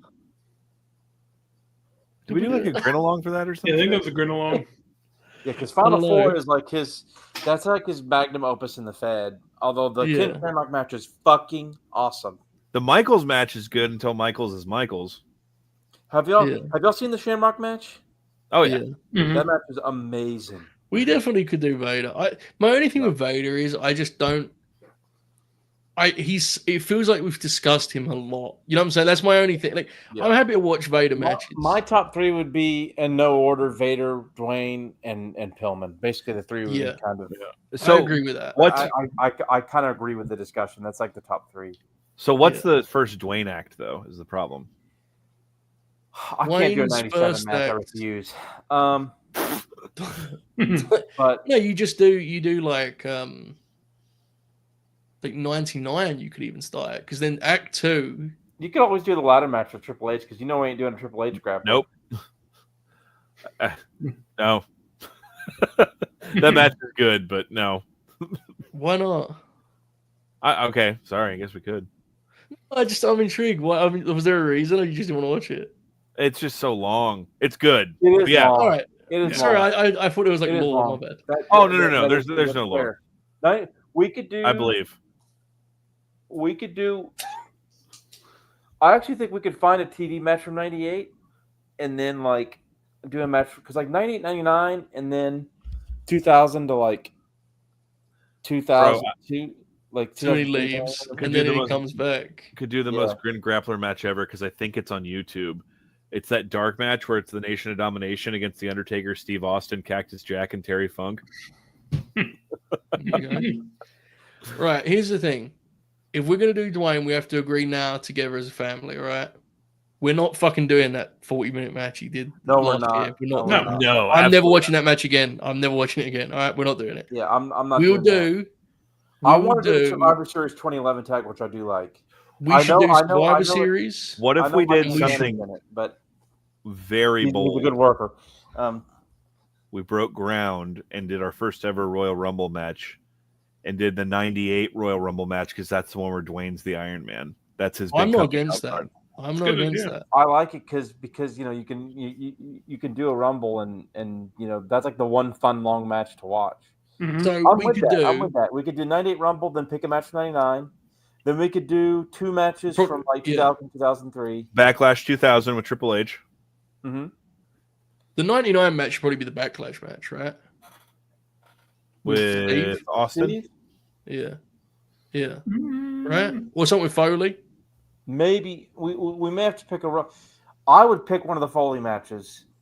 Yeah. Maybe the halftime heat match, because it's so unique. Yeah, man. we'll figure that out. But Act 3 should be We're cooking, brother. Yeah. Act 3 should be Survivor Series and either the first Cena match or the first Punk match. I think the first Cena match, but I like the Punk match better, but I want to do the Cena match because I want to. Alex can break it down live. He was there live. Yeah. All right. We got this. I think this is the way, boys. I think we're gonna do Dwayne. Mhm. Gonna immediately DM it to Cole Anderson, be like, "We're covering your boy, bro." DM ask. Hey, you think you can get us a picture with him? Eben's not wrong. The Rock Austin title match after Survivor Series night is excellent, but I think I like the Rumble 98 match better. Oh shit! I feel like someone called out in the chat with a triple threat with Taker and Angle. We might have to figure Oh, out. hell that yeah. match is Yeah. incredible. Although it's Dwayne, boys. We're doing Dwayne. Yep. It's clear. It's clear. Yep. Look how excited we are right now. We're doing Dwayne. Have we done Avengers 02 Good Along or no? No. I don't think we have. No, yeah, that match is amazing. It's gonna be Dwayne, and we haven't got a date yet because there's too much going on. But we are gonna do Best of Blackwell too. We remember we said last month we circled that. Yeah, we will get to that. We haven't forgotten it. It's just not scheduling, not right now. Dwayne The Rock Johnson coming up, folks. Get ready, prepare yourselves. All right, let's do some plays going out of here. We are going to do a brief, maybe post show over on the paywall, so join us for that. Before we do though, Bob, anything else you want to plug? I'm going to be on the Late Night Grin this week for Ask the Grinners 3. So join us for that. It's an interesting lineup. I'm actually really fired up for it. It's a hell of a lineup. I was pretty happy with it when I put it together. I was pretty happy. But if you tweet a question on hashtag Ask the Grinners, you may win a T-shirt. It's a competition, folks. True. So help us out. Steal a week here. We don't want to do a real show. Thank you. Oracle, what would you like to plug? Did he freeze? Has to have, right? Yeah. Okay, cool. Oh God! I was going to say that would have been spectacular, even for Oracle's high standards. That would have been so. All right. In the meantime, Alex, go for it. Yeah, as we mentioned at the top of this broadcast, God, Oracle, it's horrifying. We have concluded the Tough 20 journey. As of today, the final episode is out. So if you haven't listened yet, good news is you can binge it from the very beginning. 14 episodes deep, a hell of a journey that myself, Julio, Steve, and Joel went on. Elsewhere, we recently dropped the Rob Zombie film 3 from Hell, the Steven Spielberg film West Side Story, and this week we're recording The Fugitive. We're starting our summer journey of MTV Movie Award winners. So we are the Contrarians.com, Contrarian Prime across all social media. And at this point, I think it's time to perform a seance to make sure our buddy Oracle's still alive. The thing is, because it's Oracle, I gave him like 10 seconds to say something because it felt very feasible that he was just thinking about what plugs he had. Yeah, he does like to lean back and reflect. So it's completely within reason. Also, those of y'all listening, check out the paywall here in a few minutes. Me and Joe are going to recount our trip from Vegas. Yes, we don't know how long that's going to go because it is very late. But like, give us like 10 minutes. I'm going to walk around for a little bit because I've been sitting here for too long. And then we're going to go live and we'll see how it goes. We'll just call it in the ring, all right? The format's off on that one, folks. Much like Butterbean and Suzuki, we're calling it in the ring, baby. Yes, sir. Folks, please like the video if you haven't already. Comment and all that stuff if you want. I don't know. We've got a lot of cool stuff coming up. Ask the Grinners on Friday, being chief among them, or at least first up on a long list ahead of us. So have yourselves a great night. He's back just for Oracle. Hey, back. Yeah, my internet went out. It does that sometimes. It's very annoying. Did you have anything you wanted to plug, mate? I was just gonna say we might do a Grinication next week. I've got a busy week next week, but okay, I don't know. Thursday evening is that a no? This Thursday or next week? Next Thursday. Should be fine. Yeah, I'll make sure. I can't do Tuesday, Wednesday, or Friday, so we'll figure it out. We'll find it. If not, no big deal. But possibly Grinication next Thursday. Possibly Grinication will happen early May, definitely. We'll make sure of that. So don't worry, folks. We've got you covered. And that's everything. We'll see you on the paywall. We're going to be like 10 minutes or so. And keep grinning all out and enjoy this outro, folks. Have a great night. The outro's not there. Here it is. Enjoy this outro. Have a great night.